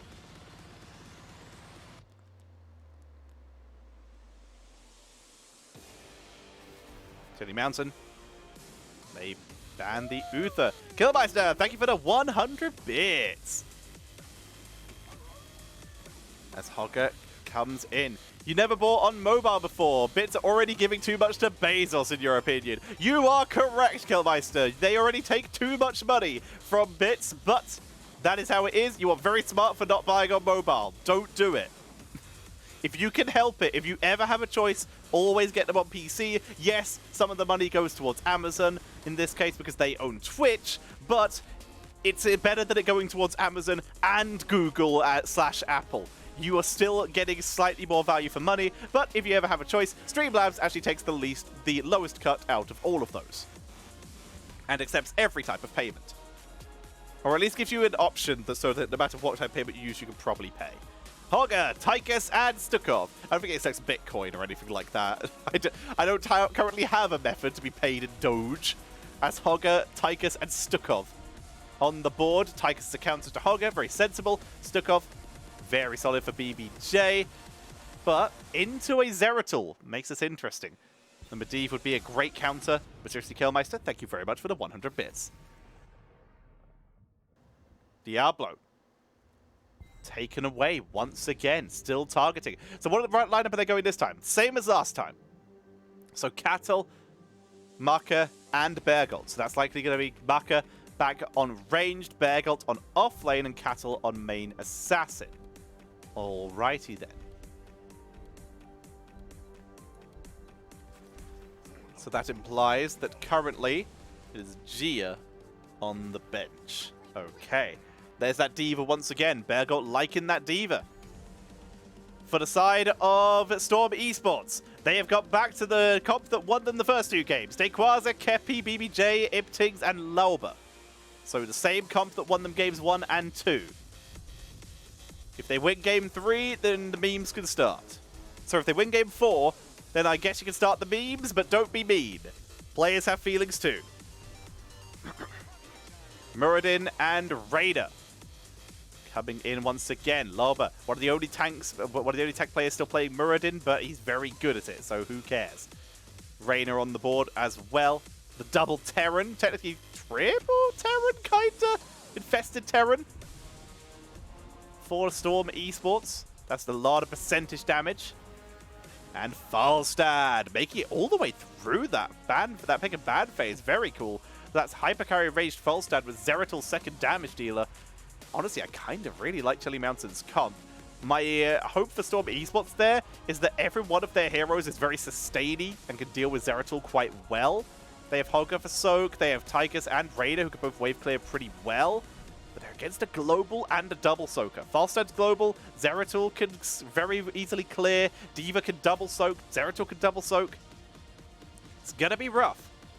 That is rough. Honestly, again, Chilly Mountain, I'm leaning towards their draft here. I think it's really solid and really safe. And this particular lineup worked very well last time, but they're just sort of leaning on it. This worked. Let's commit and go further. We'll have to see if they can turn that into a second win, if they can take this to our first 5-game series of a Storm. We'll end it here and now. We're going to be finding out. Storm, they're all a very sustainy team, less aggressive than before, but they've got a lot of potential to make their way into that third game and take a win. Let's find out if they can do it.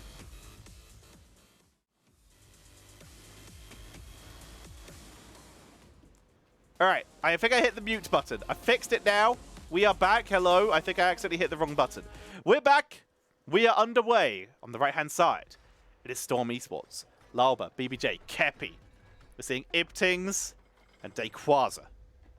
Scary lineup. Very, very scary lineup. On the side of Storm, Cattle, Azerite, Marka, Beargalt, Banana H. Jira and CPX watching from the stands, hoping on for their teams as we roll on in.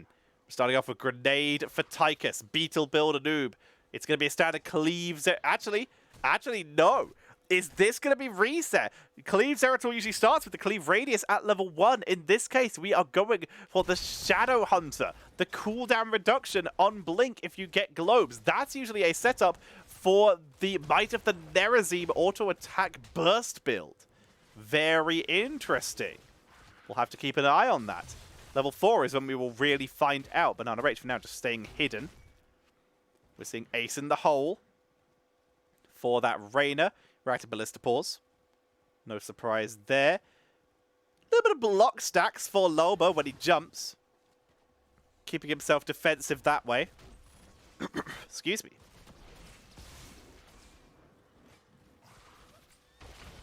As they trade shots back and forth for now. Nothing too aggressive.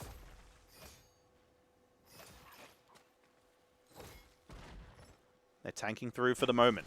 Big stun. Very nice. Interrupt the rotations. Ivy Tings and Banana H both just poking away at the minion wave, playing safe. Azerite having a less than favorable duel versus Dayquaza. Dayquaza does come out ahead there due to the better sustain than Zeratil. Lova. Burrow charged by Cattle, allowing Marka to do very heavy damage output, but with Kepi and BBJ arriving, that'll be enough to drive him back. Both teams grabbing themselves a siege camp. D.Va makes her way back to bot lane. Dayquaza is still very heavily winning up here. Level 4, approaching for both teams. It's going to tell us a lot about the builds here, especially for Zeratil. Excuse me. Level 4 online. Dream shot for Brightwing. Long range interrupt. There it is. The extra burst damage for Zeratil. This is 100% leading into a Might of the Nerazim style. Dayquaza, focus down. The teleport in from Banana H guarantees that kill. Very nicely done. Rush down for D.Va. Thunderburn for Muradin. Old style build here. Ivy Tings avoiding Cattle. And avoiding Cattle stun. Very nicely done. Azerite very nearly suffering the same fate. In fact, does suffer the same fate as Dayquaza did earlier. Lauber even able to disengage afterwards. Although, might have been the morning can chew that time. Big Stormbolt saves him there. He was very nearly toast. Cattle focused down. Able to burrow charge away. Gets out of danger. Staying alive for now. Lurking arm to help wave clear here. Also makes positioning a little bit harder. BBJ playing a little bit aggressive. Bergolt already starting with that siege camp once again. Raider doing the same, but remember, this is an Exterminator Raider. Sorry, this is not an Exterminator Raider. It's an ace in the hole Raider. So he doesn't actually clear the camp as fast. He doesn't actually even get some help doing it. BBJ rotating in. Gonna heal the team up. Good wave clear strategies by Dayquaza. Loot Horde, Hog Wild, very easy on the wave clear. Gonna go with that Seeing Red. Expecting more combat here, and that cooldown reduction on that Hog Wild. He's gonna have a better time with dealing with Zeratul later. As he will be able to pick... Ooh, Cattle. He's alright. Ipting's able to back away, very barely. Lalba also able to walk away. Oh wow, we're actually seeing quite a few different talents here. But that cooldown reduction for Pummel is going to be very good against Zeratul later on, and also against everyone else. Zeratul is mixing it up a little bit here. Normally we'd see Wormhole here to get 2 stacks of burst damage. In this case, going for Warp Skirmisher, giving him a second charge after entering stealth or teleporting to an enemy with Warple Blade. His next basic attack deals 50% more damage, so we can teleport twice with that Vorpal Blade, which is interesting, because that one doesn't actually proc, I'm pretty sure, his burst damage, especially from his ult. I don't think that props by Nerazim, which is interesting, because it's basic abilities, I'm pretty sure. Using an ability. So in theory, it should work. I just can't remember if it does. That'll be interesting. We'll have to look into that later. Shame we can't see numbers. We can look at those big crits. But we're not going to see that this time. Big charge, Bergolt disrupting their rotation. Brightwing has gone for the Sticky Flare as well. Another very interesting talent. Going with the slow on cue. Channel for Storm Esports. As Marker trades unfavorably with Ivy Tiggs.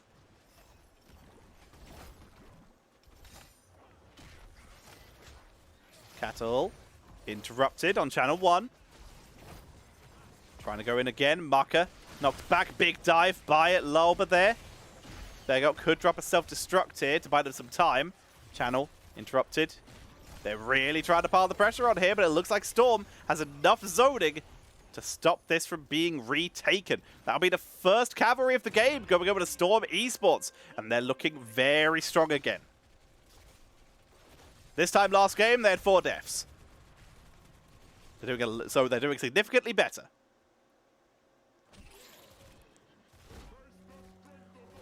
Blink Heal, Might of Nerazim, Micro Missiles, Mighty Gust, and Cocoon. I would have been very surprised to see the Beetles. Although they do actually combo quite well with the objective on this map, so that's quite funny. Storm Esports, though, massive shove. Rhaenys Raider, Commandeer Odin. We're seeing the Avatar from Muradin, and the Shockwave from Hogger. That one's a bit out of the ordinary, but it's still cool to see.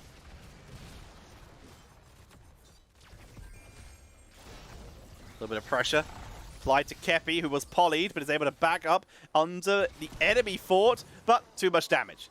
Azerite gone for the just basically single target kill Zeratul build, and the rest of the team chases down Stukov. That is a double kill for them. In the meantime, the other lanes are dying. Ipting's burning the Odin. Hogger getting really good damage onto mid, not able to finish the job though. Bot lane should die. The question is, do they get out? No, bot lane won't die, because they actually have to leave early. Ipting's on a big run around. He's sidestepping everything. It's demounted. Lalba with enough of a distraction, though. Keeps Ipting safe, and they both get out of danger. Dayquaza grabs their siege camp. A little bit of extra pressure on the map for them. Lalba getting demounted. Azerite's going to try and just keep macroing up for them. Level 13 is the next goal for both teams here. Azerite gets massive sustain out of it as he gets his level 13 heal talent. Banana 8 dropping the poly and the slow. Not able to capitalize on it though. 1 globe needed. Never mind. Zeratul just finishes it up here. Marker burns the gust, but Lalba's still in position. That's a great teleport in by Brightwing, but a fantastic stun. Cleanse comes out, but the damage is too high. Kill goes over to Storm Esports. 3-2 though, still in favor of Shitty Mountain. But XP is now pretty even. But with 4 members down here in exchange for Chili Mountains 2, this will be the first vault of the game going over to Storm. Storm picks that up. Hogger is currently double soaking to the best of his abilities. There's double 13. That virulent reaction. Cooldown reduction on Raiders Q. This will combo very well with that paint them red later on if he goes for it. Bronzebeard, Rage. Tychus getting that spray and pray slow. Wants to put pressure on the enemy team that way. The extra range.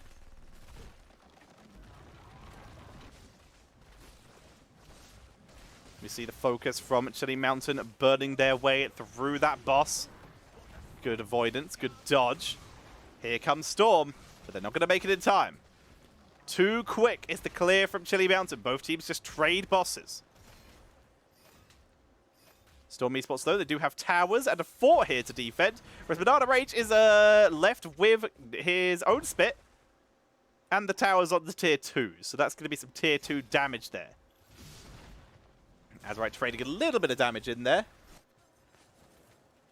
It's Locust Swarm. AoE damage around a noob, which heals him. It doesn't get picked up because it's not enough sustain. Ultrasound.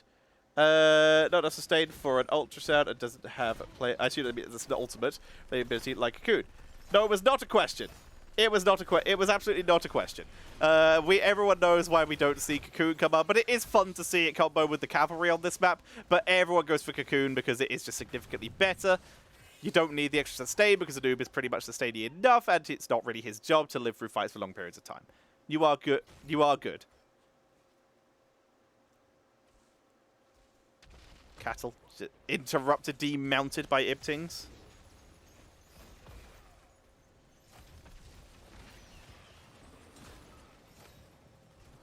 Channel comes in. Micro missiles unable to reach. BBJ channels it in.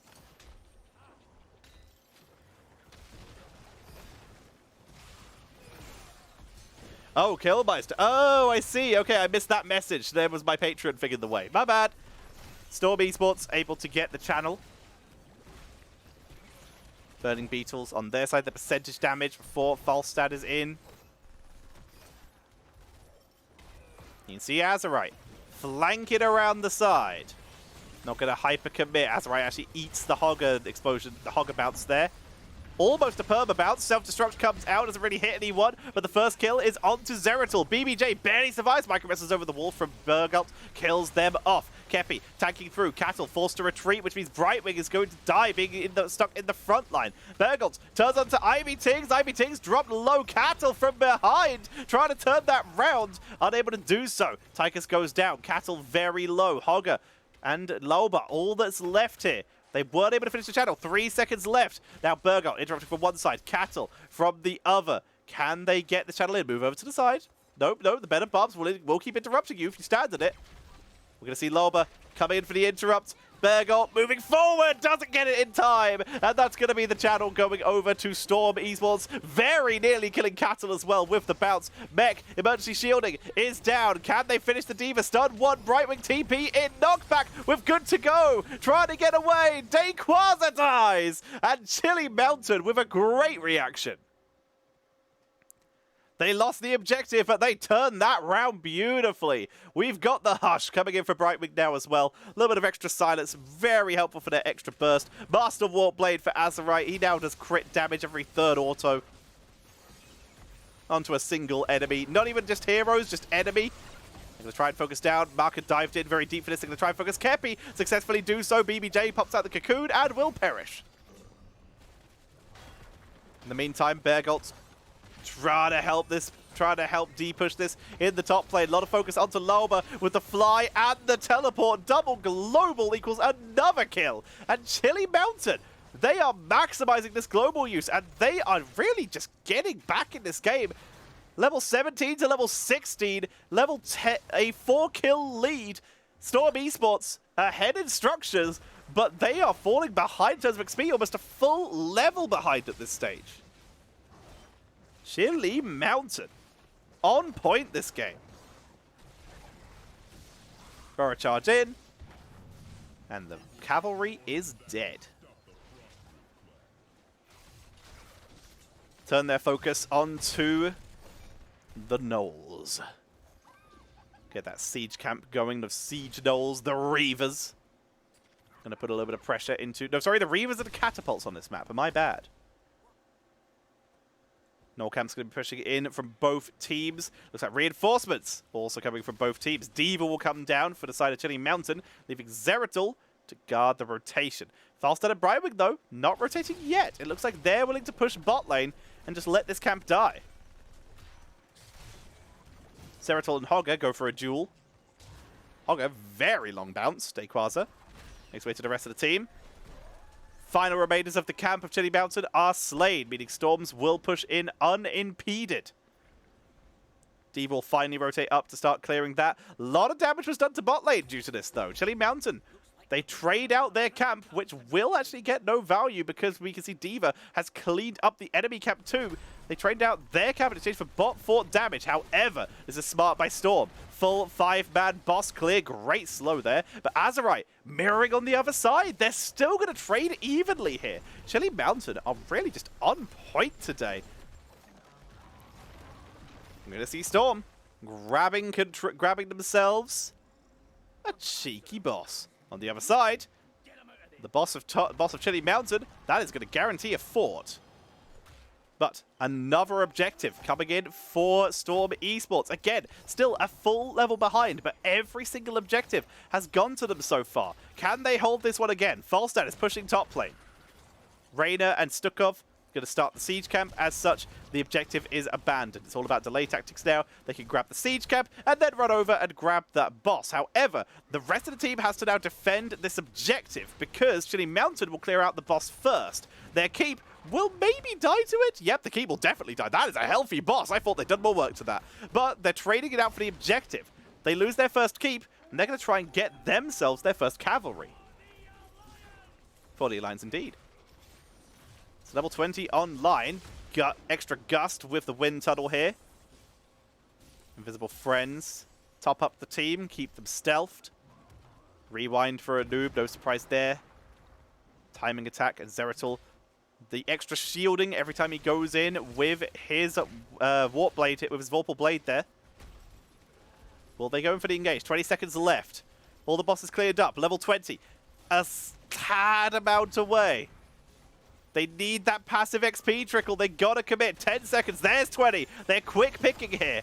Duskwing for Reyna. Massive shove. Pushes that self-destruct away, but it still hits Loba, who just gets out. He's avatared, but he's focused down. He gets away with 40 health, though. Here's Muradin. Remember, he's going to get a big chunk of healing, and it looks like the objective was neutraled out. Grenade from over the wall. Tychus is going to try and interrupt it. Will succeed. Loba also able to force them back. Big red button forcing them back. Cattle takes a big chunk of damage. Good hush. And the slow onto Loba, preventing the chase. It's 1.2 seconds to 39. Siege camp is started by the members of Chilly Mountain as the channel begins for Storm Esports. You can see they're checking their back cap to make sure Zeratul does not wrap around, does not recap here. Storm Esports are holding it together. They've got the channel back. Cattle looking to interrupt Zeratul, clearing mid-wave. Will they go for the back cap? All they have to do is to get there in the next 20 seconds. If they can channel in the next 20 seconds, they'll get it. Interrupted again. Chilly Mountain zoned away. But Storm Esports also pushed back. 19 seconds to 1.2. It's less than a second of... It's just a couple seconds of cap is needed for Chilly Mountain. Raider's Raider with that Duskwing. Trying to poke away over the wall.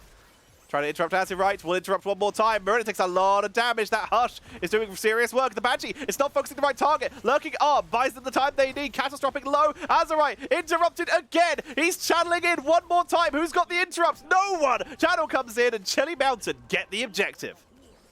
The Raider's Raider not always targeting the right target there. Instead, they're going to dive in. Storm choose to fight. This is risky because if they lose this, that is going to be the enemy pushing in against with a cavalry and with no defense. They're going to try and get Muradin lurking arm to try and save Loba's life here.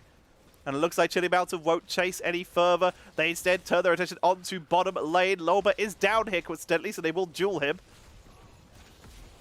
Turning their attention onto him, Polymorph comes out. Great virulent reaction!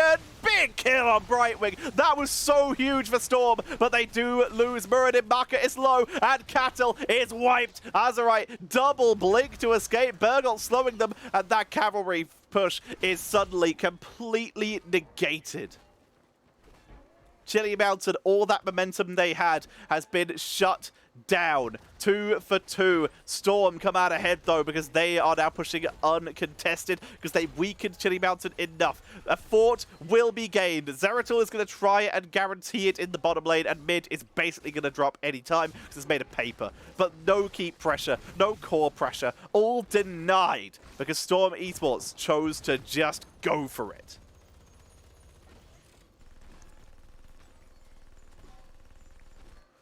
Storm clearing out, keeping safe. Zeratul actually going to guarantee 2 forts.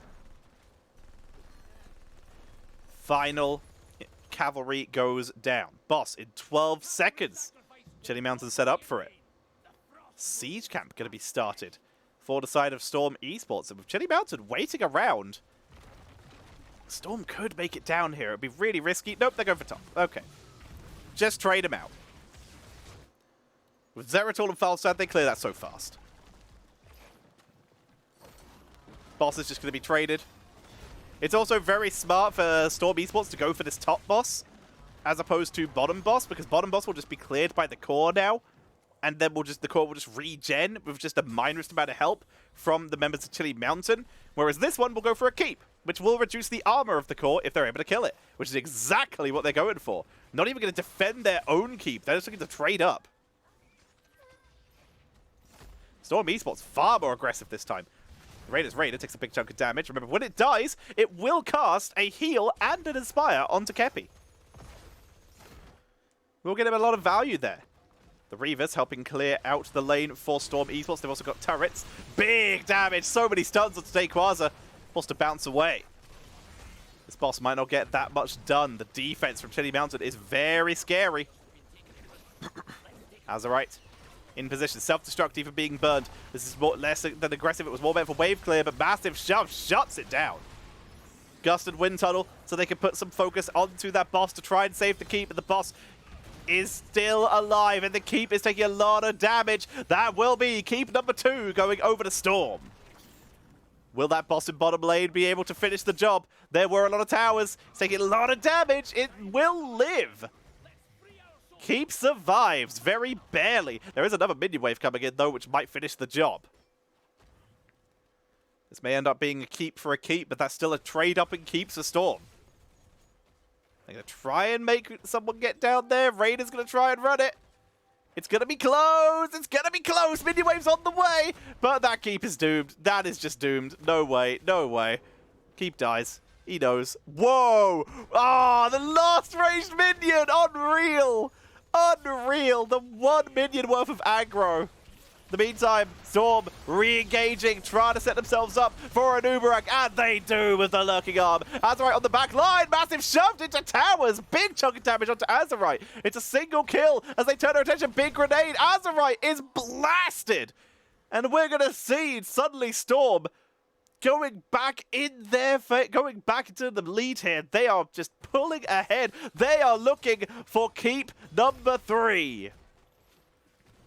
Not even going to go for the objective yet. They know if they get the keep and the objective, the game is all but theirs. They might even go for the core on its own. There's already minions on it.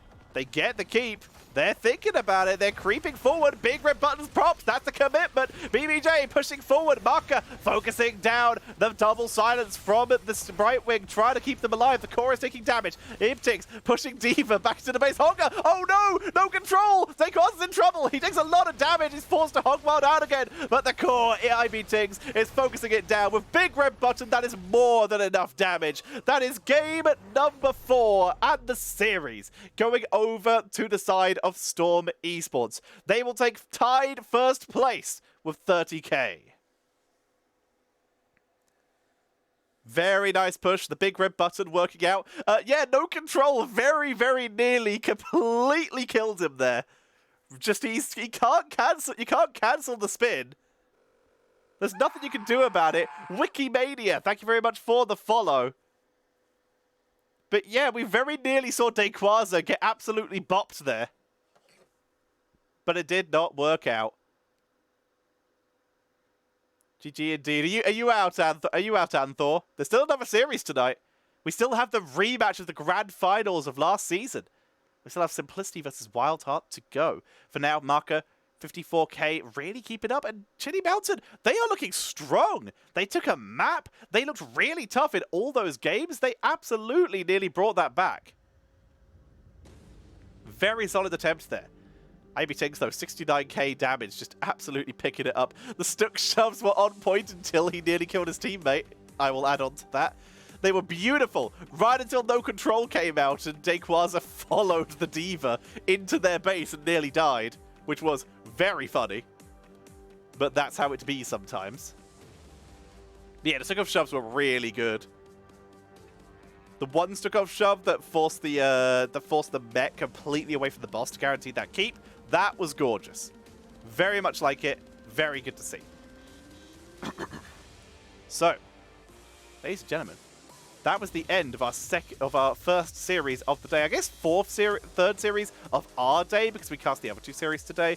But in this case, of the games we are casting right now in this particular stream, we are up to our next win. We have one more series left for today. I'm just setting that up now before I disappear on the main break that the main stream will be taking. We are going to have the rematch of CCL Season 1 Grand Finals to see who emerges victorious in Season 2 in the standard group stage. This is Simplicity, who won last finals 4-0. It's going to be them versus Wild Heart Esports. Current champions of Nexus Gaming Series Storm Division. So we have two different champions, but remember, last time these two teams faced off against each other, it was very one-sided. We were able to see Simplicity. I mean, the matches weren't one-sided. The scores really doesn't dictate how fun the matches were, but we have to see. You need to cook for your mum. Happy Mother's Day. Hope they have fun. See ya. I'll have to watch the VODs. Sounds good. Alrighty. Hope to see you then. Hope to see you next. Hope to see you week after next. I won't be casting live next week, but I'll catch you in the week if you're around, because I will be casting next week's VODs just during the week at some time. For now, ladies and gentlemen, we're going to go on a break. When we come back, it will be the finals rematch. Simplicity versus Wild Heart Esports. Who will emerge victorious? Find out shortly after this quick break.